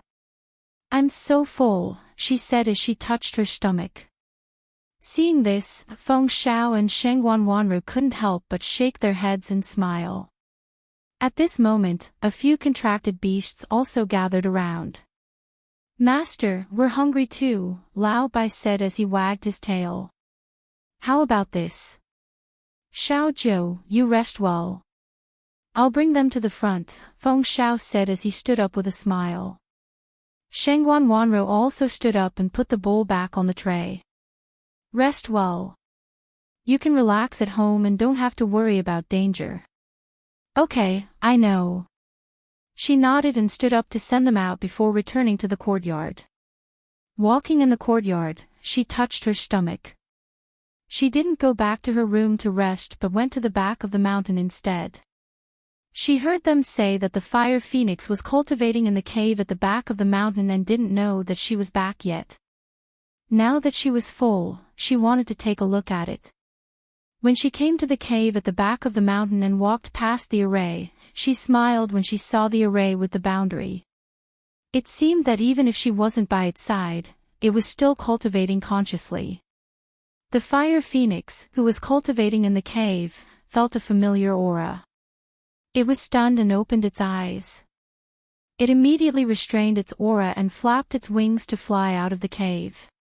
When it saw the dazzling red figure about to turn and leave, it couldn't help but call out excitedly. "Master!" Then, it flew towards Fengjiu. Fengjiu heard the sound and turned around to see the fire phoenix flapping its wings and flying towards her. She smiled and reached out to hug it. "I saw that you were cultivating, so I didn't want to disturb you." Master, you've finally come," the fire phoenix said excitedly. Suddenly, it heard a clucking sound. It turned around and saw a green-furred bird running towards it on the grass, flapping its wings and clucking. Master! He. Master! Fengjiu was slightly surprised. Looking at Green Hair who was running towards them, he couldn't help but be startled. "Oh! It's a green-feathered chicken." She had almost forgotten that there was such a green-feathered chicken. When the fire phoenix heard Green Hair's voice, it immediately came out of Fengjiu's arms. With a flap of its wings, a gust of wind blew Green Hair away. Ha! Master! Seeing this, Fengjiu couldn't help but smile. All right, stop fooling around. Since we're all out, I'll bring you to the front. Lao Bai and the others are all in the residence." She waved her hand and led the fire phoenix and Green Hair into the residence to meet with Lao Bai and the others. However, Green Hair kept clinging to her side and didn't go far. Instead, wherever she went, it clucked behind her and called for its master. Fengjiu let the other contracted beasts gather while she returned to the courtyard to take a bath and lay down to rest. She didn't wake up until the next day, At the same time, she didn't know that Mose had already entered the territory of the Phoenix dynasty with the child and Ling Shuang and the others. They were on a flying ship and were heading towards the city. Chapter 28:38. Had she already escaped danger and returned home? Thinking of this, he looked ahead worriedly. His heart was nervous, worried that he wouldn't see her there. Ling Shuang, Ling Hua, and the others sat on the side, looking at Mose, who was carrying the child, looking ahead. The siblings looked at each other, then Ling Hua stepped forward and said, "Ya my lord, we should arrive in an hour. Should we enter the city directly? Or should we park the spaceship outside the city?" "Let's enter the city directly," he said in a deep voice. "Okay." Ling Hua responded and returned to where they were. Bai Qingqing looked in front of her and was slightly startled. Was this the place where her master grew up? She never thought that she would one day come to the place where master grew up. She never thought that master would pick her out of so many outstanding and loyal subordinates and bring her to another world. When she heard the news, she was shocked and touched. At the same time, she secretly made up her mind that in this life, no matter how great her achievements were in the future, master would always be her master. Ah. The little guy in Mose's arms waved his little hands and his delicate pink little face broke into a giggle. The child's innocent face and laughter made Xianyuan Mose's tense heart gradually relax. He teased the child in his arms and said, "I'll take you to see your mother. Your mother is waiting for us at home." He. The little thing waved his hands and laughed excitedly, saliva flowing out of his mouth. Seeing this, Moses' lips curled up and he said to Ling Shuang, "Carry Hao down and feed him." "Yes." Ling Shuang stepped forward and took the child. He stood up and walked to the front of the spaceship with his hands behind his back. He watched the white clouds pass by and a bustling scene appeared before his eyes. At this moment, Fengjiu was washing up and getting up. After breakfast, she went to the alchemy room to refine pills. The contract beasts were all wandering around the residence. Even the fire phoenix was flying around happily. Because its master had returned. Once its master returned, it didn't want to return to the cave to cultivate. The mansion was filled with joy because everyone had gathered. Old Master Feng and the others were discussing the betrothal gifts for Guan Shilin's marriage proposal. Suddenly, a loud noise that hadn't been heard in a long time resounded in the mansion. Bang! When they heard this voice, everyone in the mansion was stunned. What's going on? Could it be that someone had attacked their residence? When they thought of this, they quickly rushed towards the source of the sound. When they arrived at the alchemy courtyard, their worried hearts finally relaxed. So it's Xiao Jiu who's refining pills. This girl can scare people to death just by refining pills. Ha, I haven't heard the sound of a furnace exploding for a long time. I'm really not used to it. Feng Xiao laughed heartily. He looked at the figure who was coughing as he walked out of the alchemy room. Then, he said to the people behind him, "Disperse, disperse. Don't disturb her refining." Feng Xiao said as he walked back. Thus, after a while, the people who had followed the sound dispersed. Cough, cough. Fengjiu covered her mouth and nose as she coughed lightly. She used her sleeves to disperse the smoke in the air. She looked at the destroyed furnace and thought for a moment. Then, she took out the furnace that she usually refined from her space. Chapter 28:39. Just as she was engrossed in refining pills, the appearance of the flying boat caused a commotion in the city, especially when the flying boat landed in front of the Feng Manor's gates. People could not help but wonder, who has come this time? Could it be the Feng Manor's eldest young miss? A few people gathered around out of curiosity. However, when they saw the people that had come out of the flying boat, they could not help but be startled. Of those people, they recognized some and did not recognize some, but they were certain that the Feng Manor's eldest young miss was not among them. That was to say, the Feng Manor's eldest young miss had not returned.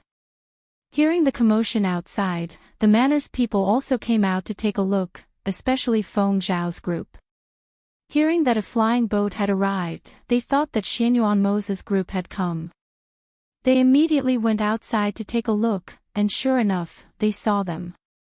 Ha ha ha, Mose. You've come. Quickly come in, come in. Feng Zhao laughed loudly and invited him in. Xianyuan Mo slightly nodded and called out, then followed him inside. When they arrived in the hall and sat down, he asked, Uncle Xiao, has Xiao Jiu returned? Ha ha ha, she's back, she's back. She arrived before you. You don't need to worry. She's doing very well. Feng Zhao laughed heartily. Seeing him heave a sigh of relief, she said, Little Jiu came back and asked if you had arrived. I asked her why you didn't come together. She said that there was an accident, but you don't have to worry. She came back without any injuries. This girl, as soon as she came back, she went straight to the pill room to refine pills. Just now, she even blew up a pill furnace. Hearing this, Xianyuan Mo finally revealed a smile. His anxious heart finally relaxed. It's good that she's back. Hui Lang, who was standing behind him, also cracked a smile and revealed a happy smile. I just knew that the ghost doctor would definitely return. Master, it's good that we rushed over. That's right, I heard that you picked up a child. Did you bring him over? We must see this little grandson of mine. He said with a laugh, and inquired about the child. Yes, Ling Shuang is leading them. They might still be behind us. Xianyuan Mo gestured for Hui Lang to go out and take a look. Not long after, Hui Lang came back and reported, Master, little master has been carried away by old master. Madam and the others are all playing with little master. Hearing this, Feng Zhao smiled and waved his hand. It doesn't matter. It's the same if we go there. As he spoke, he turned to Xianyuan Mo and said, Xiao Jiu is currently refining pills and hasn't come out yet. I reckon you won't be able to see him even if you want to. I'll take you to see father and the others first. When Xiao Jiu finishes refining the pills, we'll have a good family gathering. Okay. Xianyuan Mo stood up and followed him out. As they walked, Feng Zhao said, We're discussing Shilin's marriage. We're preparing to pick a time to go to the Yi family to send the betrothal gifts. The youngsters said that they should get this marriage done as soon as possible and marry Yi Jing. Feng Zhao looked at Xianyuan Mo as he walked and smiled. I asked Xiao Jiu. She said that you guys aren't in a hurry. What do you think? Are you really not in a hurry? Chapter 2840. Hearing this, Feng Zhao was slightly taken aback. She looked at him deeply and nodded, I understand. We'll do as you youngsters say.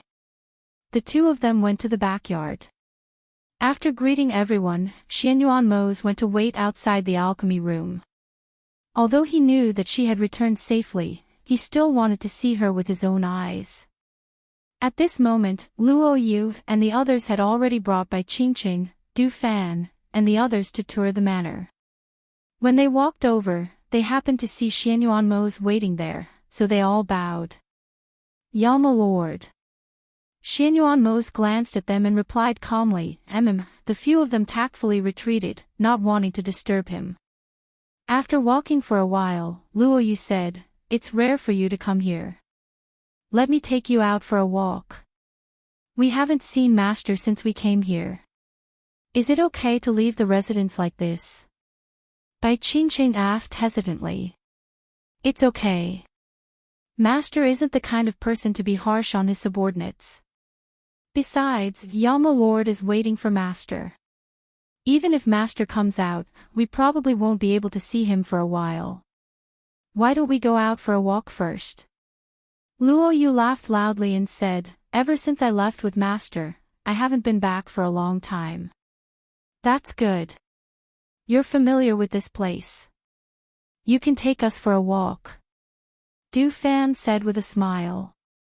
He looked at the people around him and said, Ling Hua and Ling Shuang aren't here. Should we call them? Ling Shuang has to take care of little master. He probably won't go. Ling Hua, on the other hand, can ask him if he wants to go. Oh right, Hui Lang too. Thus, the few of them walked and chatted. When they reached the front yard, they found Ling Hua and Hui Lang, who was preparing to go to the backyard. Du Fan said, Luo Yu said that he'll take us for a walk around the city. Do you want to go? Ling Hua smiled gently. I won't be going. I'm familiar with this city. You guys go ahead. I'll go. Although I've been here before, it's good to go out for a walk. Hui Lang grinned.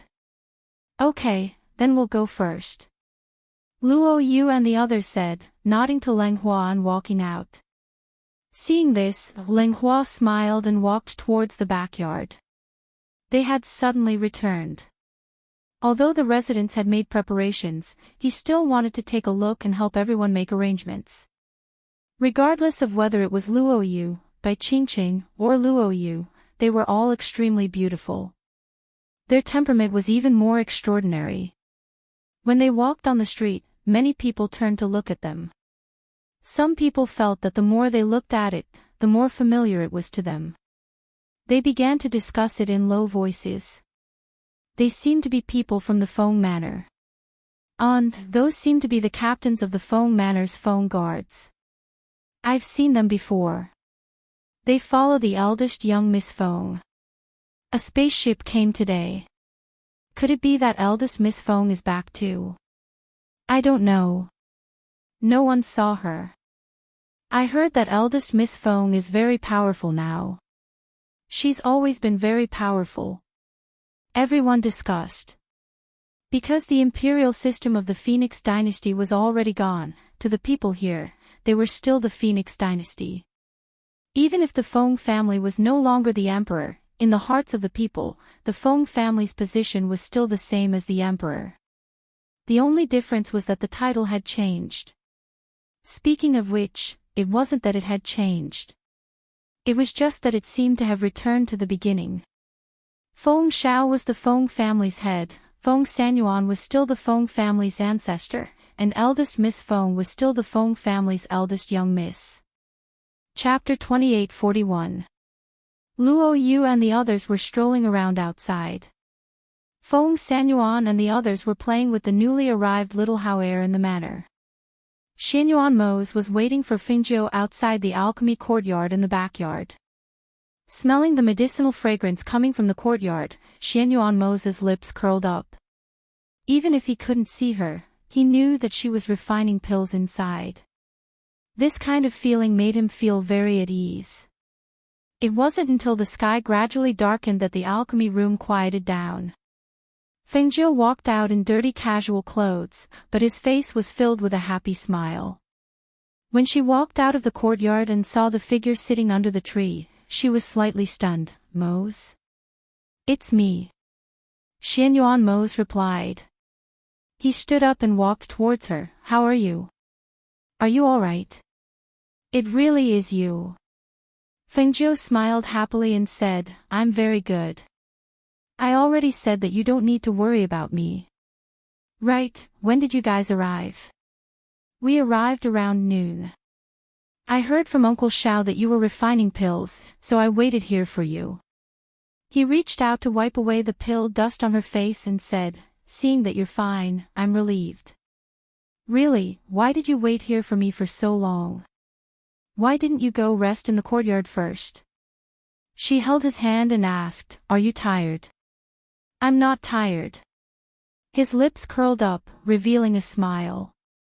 Let's go back to the courtyard. I've been refining pills in the alchemy room all day and I'm covered in the medicinal smell. Let's go back and take a bath first before we talk. All right. He replied and led her into the courtyard. Right, where's little Hao-er? Is he with Ling Shuang? Has he been obedient on the way here? Fengjiu asked as they walked. Xianyuan nodded. He's been very obedient on the way here. Ever since we got here, he's been carried by your father and the others to play with. He's still in their hands now. It's been a long time since we've had such a small child at home, and they all like children. Now that they see how, so cute, it's normal that they can't bear to part with him. Fengjiu smiled and said, my brother is preparing to get married. Today, I want to help him refine some pills and medicinal liquids so that he can go to the Yi clan as betrothal gifts. I heard Uncle Xiao mention it. Although it's for your brother's marriage, you still have to take it easy. Don't refine pills for an entire day. Your body won't be able to take it. He reminded her worriedly. Yes, I know. She replied with a smile. Returning to the courtyard, Fengjiu asked the maidservant to prepare hot water and soaked in the bathtub with the screen between them. In the inner room outside the screen, Xianyuan was resting on the bed with his eyes closed. As he listened to the sound of the shower, he asked, how are you doing over there? Have you seen the Black Lotus Lord? How did you escape? When he said this, he opened his eyes and turned his head slightly to look at the screen. He saw a faintly discernible figure with black hair hanging loosely over her shoulders. She was holding a handful of water in her hands and washing her body. That kind of hazy beauty made him unable to move his eyes away. Me? I didn't fall into his hands. If I did, it would probably take a lot of effort to escape from that kind of situation. Chapter 2842. You don't know. At that time, there was a group of black-clothed cultivators standing below. Those people were not weak, but, Hihidachi chuckled and said, in the end, they were all killed by me. This Black Lotus Master didn't fight with me, but after losing those people, he has become a clawless tiger. If he wants to deal with me again, he will probably have to rearrange his forces. So, I escaped from that place before the Black Lotus Master returned. I wandered along the way for a few days and kicked down a city lord. Then, I thought that you should be arriving soon, so I used the Aurora teleportation scroll to return here. She spoke in the tub, and on the other side, Xianyuan listened on the bed. When he heard about what happened behind her, his heart gradually calmed down. He closed his eyes and fell into a deep sleep in no time. When Fengjiu came to the bedside after taking a bath and drying her hair, she saw that he was already asleep. Seeing this, she could not help but smile. She gently lay down on the bed and covered both of them with the blanket. Then, she leaned into his arms and closed her eyes to rest. She had been busy the whole day and used up a lot of spiritual power. Now, after taking a bath, she lay down on the bed and fell asleep not long after. When Fengjiu woke up at around 7 in the morning, she saw that Xianyuan, who was sleeping next to her, was lying on his side and facing her. He was holding his head with one hand and looking at her. You're awake. Xianyuan's deep and magnetic voice rang out from his mouth. When he saw the dazed look on her face after she woke up, the corners of his lips couldn't help but curl into a smile. Even his deep black eyes were dyed with a doting smile. Yes. Fengjiu responded. She rubbed her eyes and looked at him again. She asked, why didn't you get up early in the morning? Why were you staring at me? Because you were drooling.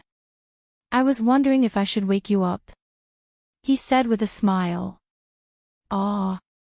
Fengjiu was stunned. She reached out to wipe her mouth.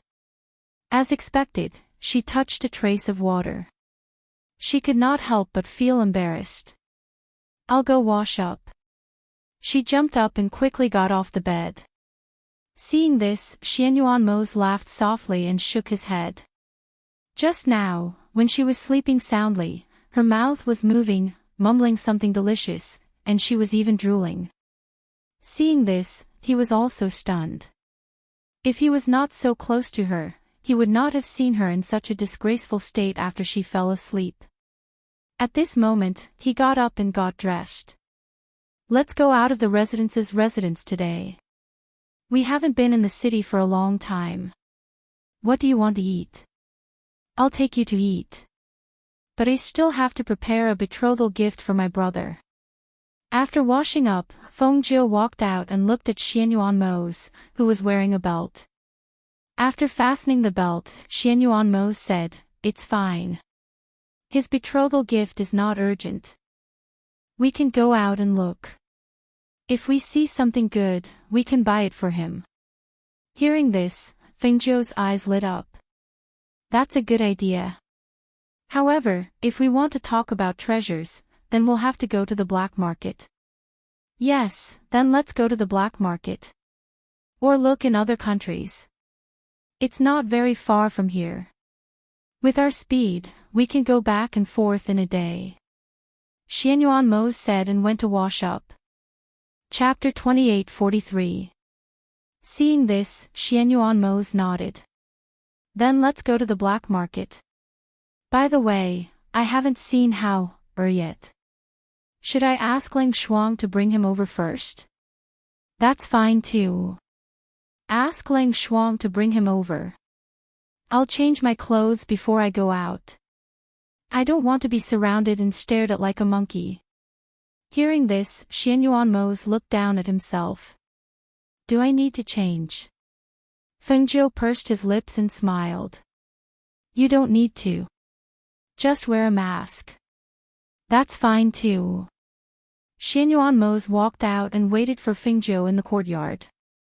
At the same time, he called out, "Ying Yi, ask Ling Shuang to bring over." Yes. Ying Yi answered in the dark. His figure flashed and he quickly left. Not long after, Ling Shuang came over with in his arms. There were a few other people beside him. After they entered the courtyard, they bowed to Xianyuan Mose. "Yama Lord."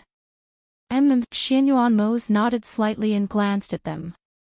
When Feng Jiu came out, he had changed into a green robe and his face had changed into a handsome appearance. Compared to the dazzling red robe from before, he was much more low-key. "Master." They all bowed. "You guys, if you have nothing to do, bring Du Fan and the others to familiarize themselves with the mansion. There's nothing to do here recently, so you can relax."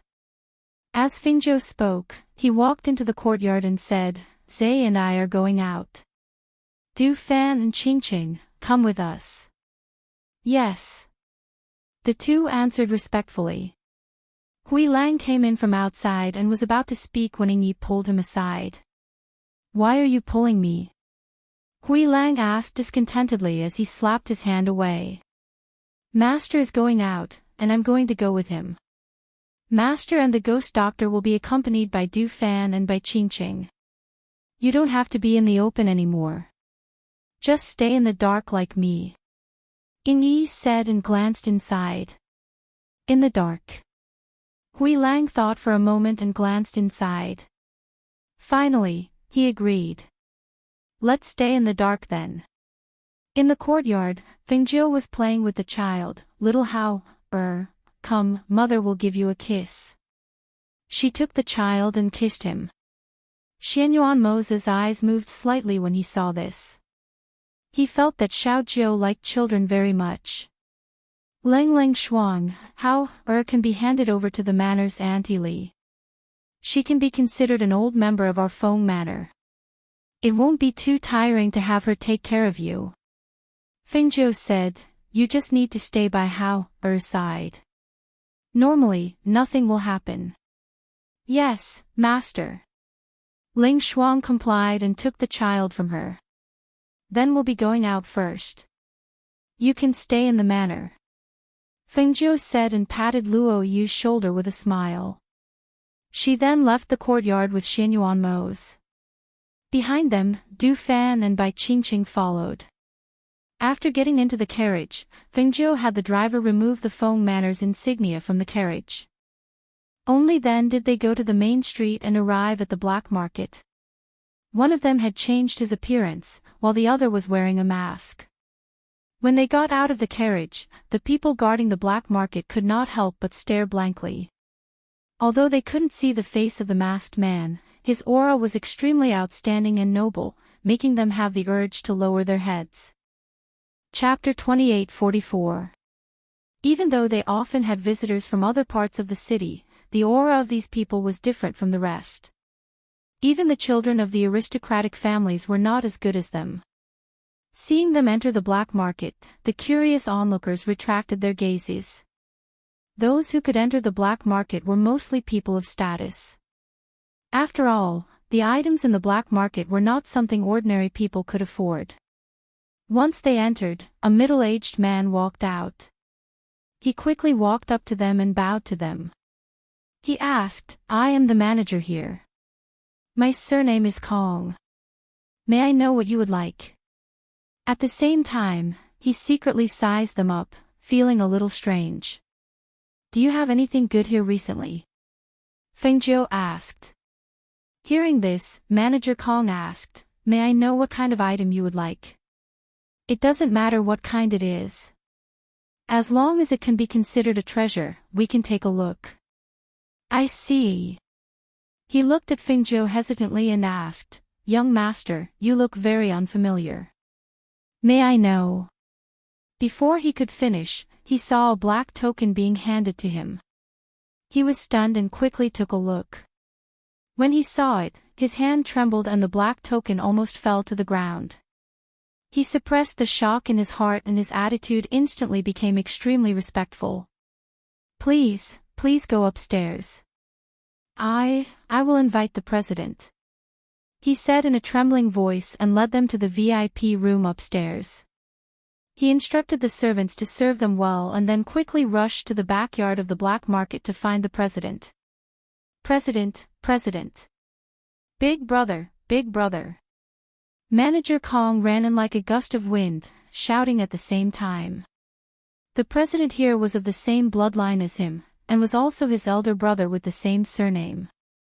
It was also because of him that he was able to be transferred here to be a steward. In the backyard, the president was talking to two old men. When he heard the shouts outside, he could not help but frown and look up. He saw Manager Kong running in quickly. "What's going on? Why are you so flustered?" he said in a low voice. At the same time, he picked up the teacup in front of him and took a sip of tea. "President, that black token. That level 1 black token has appeared." "What?" The president's hand holding the teacup trembled and the tea spilled out. He looked at the manager in shock and asked, "Are you talking about the black token in the ghost doctor's hand?" Yes. The manager quickly nodded. The two old men to the side were also shocked. They asked, "What's going on?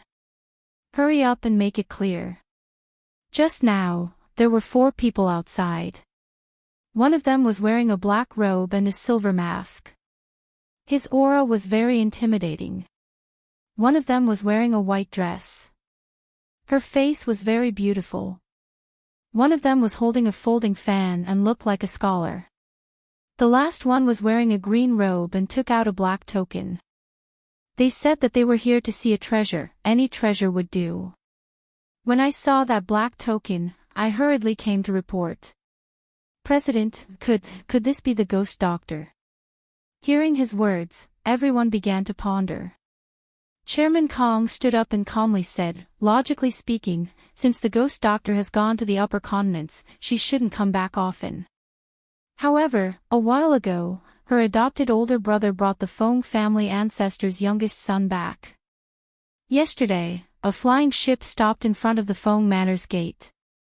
If the ghost doctor came back, that would be normal. Chapter 28:45. President, you should quickly go and take a look. If it's really that person, then you have to take good care of her. The two elders said in unison. I understand. I'll go take a look. As the president spoke, he gestured for the steward to bring him to where the others were. At this moment, Fengjiu and Xianyuan Mose were drinking tea, eating snacks and chatting in the room, while Bai Qingqing and Du Fan were guarding the door. Let's go shopping on the streets after we're done. I haven't eaten the city's snacks in a long time, Fengjiu said after eating a piece of cake. Sure, Xianyuan replied.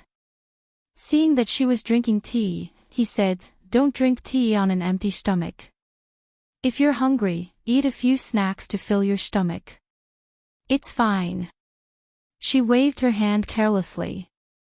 Not long after, a sound came from outside the door. Du Fan opened the door to let him in. The president came in with the manager. When he came in, he first looked at the man and woman guarding the door. Then, he walked in and looked at the two people sitting inside. He sized them up and then bowed respectfully. Greetings to the two of you. I'm the president here, surnamed Kong. May I know if you're the ghost doctor? He asked carefully.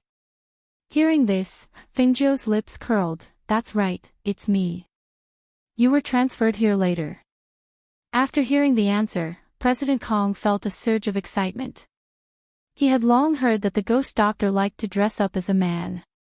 So the person in front of him was really her. He quickly gathered his thoughts and said respectfully, yes, the ghost doctor. After the previous president left, I was transferred here. Therefore, I haven't had the chance to meet the ghost doctor. I didn't expect to see you here today. I'm really lucky. Fengjiu smiled and said, I'm here today because my sworn brother is going to send betrothal gifts. I wanted to see if you have anything good here. Hearing this, President Kong quickly said, I see. Since that's the case, please follow me to the storeroom to choose. There are many treasures in the storeroom. All right. Fengjiu and Xianyuan stood up. They brought Du Fan and Bai Qingqing with them and followed the president to the warehouse.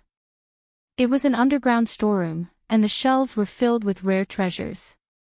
She said to Du Fan and Bai Qingqing, you two should take a look as well. See if there's anything suitable and write it down. Yes. The two of them answered and helped to search. The few of them browsed through the storeroom for a while and asked the steward to note down the items that caught their eye. In the end, Fengjiu asked, most of the items in the black market are auctioned off. If we buy these items in advance, will it affect us? Ghost Doctor, you don't have to worry. These are all from our black market. The president said. That's good. She nodded and said to Du Fan, you and Qingqing settle the bill, then send the things back to the residence and hand them over to my mother for her to arrange. Yes. The two of them replied and left with the steward. President Kong, we won't stay any longer. Fengjiu cupped his hands and said. Seeing this, President Kong said, then I'll send the ghost doctor and young master out. As he said this, he personally sent them out of the black market. He stood at the entrance and watched them leave before he turned around and went back. After the two of them left the black market, they came to a roadside food stall. Fengjiu held Xianyuan's hand and sat down. He then called for the old man at the stall to serve some snacks and sweet soup. Chapter 2846. Only you would like to eat from these stalls. I don't think a normal daughter of an aristocratic family would come here. Xianyuan said as he took off the mask on his face and put it into his space. Then he drank a mouthful of sweet soup. For him, he didn't like sweet things, but Fengjiu seemed to like it very much. So you're saying that I'm an abnormal person? Fengjiu chuckled and said, I know you don't like to eat sweet things. How about this? I'll take you to find some good wine to drink later. Hearing this, the corners of his lips hooked up. Okay. Do you want to go to Xianyuan again? Fengjiu blinked and asked. Hearing this, Xianyuan raised his eyebrows. You want to take me there? Xianyuan. What kind of place was that? That was a place where brothels frequented. In your dreams. She said with a smile, you have no fate with those places. Yes, I have you, and that's enough. He followed her words and looked at her smiling eyes. He couldn't help but reveal a smile and pushed the snacks in front of her. Eat this. Okay. Fengjiu replied and asked the old man to bring another bowl of sweet soup. Seeing that his bowl was still there, he said, give me your bowl too. I'll take you to eat later. Okay. He moved the sweet soup in front of her and watched her eat with the spoon he used. He couldn't help but smile deeply. After Fengjiu finished eating, they went to the jewelry store and bought some things. Then they went to the wine shop to buy some wine and went to the restaurant to sit down.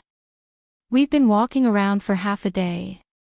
Fengjiu held his face with one hand and said, fortunately, I don't have to help with my brother's wedding. Otherwise, I wouldn't be able to handle it. Uncle Xiao and the others can arrange it. They will be very thorough. Xianyuanmos poured himself a glass of wine and said, it will be much easier to have someone familiar with the procedures to handle these matters. That's true. So when I got home, I told them to do it. I was responsible for preparing some betrothal gifts for my brother. However, it should be enough. There's no need to prepare too many pills and medicinal liquids. This wine is not bad. Do you want to try it? Xianyuanmos poured a glass for her. Upon hearing this, Fengjiu's attention was instantly diverted. She raised her wine glass and said, let me try it. As the wine entered his throat, the fragrance of bamboo leaves spread out in his throat. With just a light sip, he knew that this wine was extraordinary. She raised her eyebrows in surprise. Is this the clear bamboo wine that the shopkeeper recommended us to buy? Yeah, you didn't taste it just now, but I tasted it. I think it's not bad, so I bought the whole bucket from him. Xianyuanmos said. This is not bad. Fengjiu said and then said, I wonder what kind of wine my father will use for the wedding. Seeing that she was worried about the wine that Guan Shilin's guests would drink, Xianyuanmos shook his head and said with a smile, that's simple. I'll get someone to prepare some good wine for them. Okay, then it's settled. I won't get involved in the wedding. She said with a smile and poured another glass of wine. She also filled half a glass for him and said, come, let's have a good meal. Chapter 28:47. I've already digested what I ate before, and now I'm hungry again. Fengjiu said as he picked up some food to eat, saying, you said you'd take me to eat everywhere today, this bit isn't enough. Hearing this, Xianyuanmos smiled, all right, you eat. We'll walk around later, and we'll go eat at whichever restaurant we like. In the shadows, Hui Lang and An Yi watched this scene. The latter was expressionless, as if he was already used to it, but the former asked in a low voice with some suspicion, An Yi, the ghost doctor can eat so much, but how can she still maintain her figure so well? How can she not gain weight? Hearing this, An Yi's mouth twitched, how would I know? No wonder the ghost doctor wanted to take care of him. Look at this brain, who knew what she was thinking all day? None of the women I know can eat as much as the ghost doctor. Hui Lang muttered. They had been following her in the shadows the whole way, and had been watching the whole way. First, it was the tea from the black market, then the sweet soup and snacks from the roadside stalls. Almost all of that had gone into the ghost doctor's stomach. Later on, she had bought some snacks along the way, and now she was sitting in a restaurant and eating them. Why was it that they had been following her the whole way, and only saw her eating? As he spoke, An Yi consciously retreated a bit. After a quarter of an hour, he heard Fengjiu's voice enter his ears. Hui Lang. Ah. Hui Lang instinctively responded, poking his head in from outside, Ghost Doctor, you're calling me? And calling you, come. Fengjiu said with a smile, waving at him.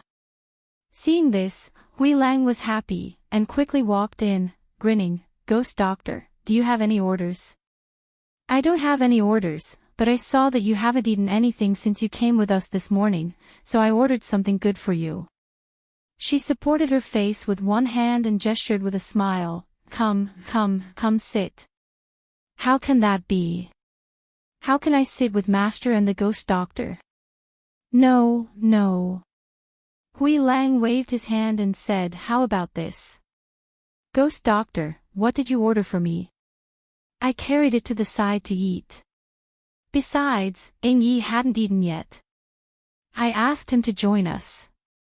He grinned and thought to himself, I'm a good brother, right? Look, the ghost doctor gave him something to eat, but he was still thinking about Ing Yi. Ing Yi, don't worry about him. He's just a block of wood. Besides, if he wants to eat, I'll get someone to prepare some for him. You can only eat this.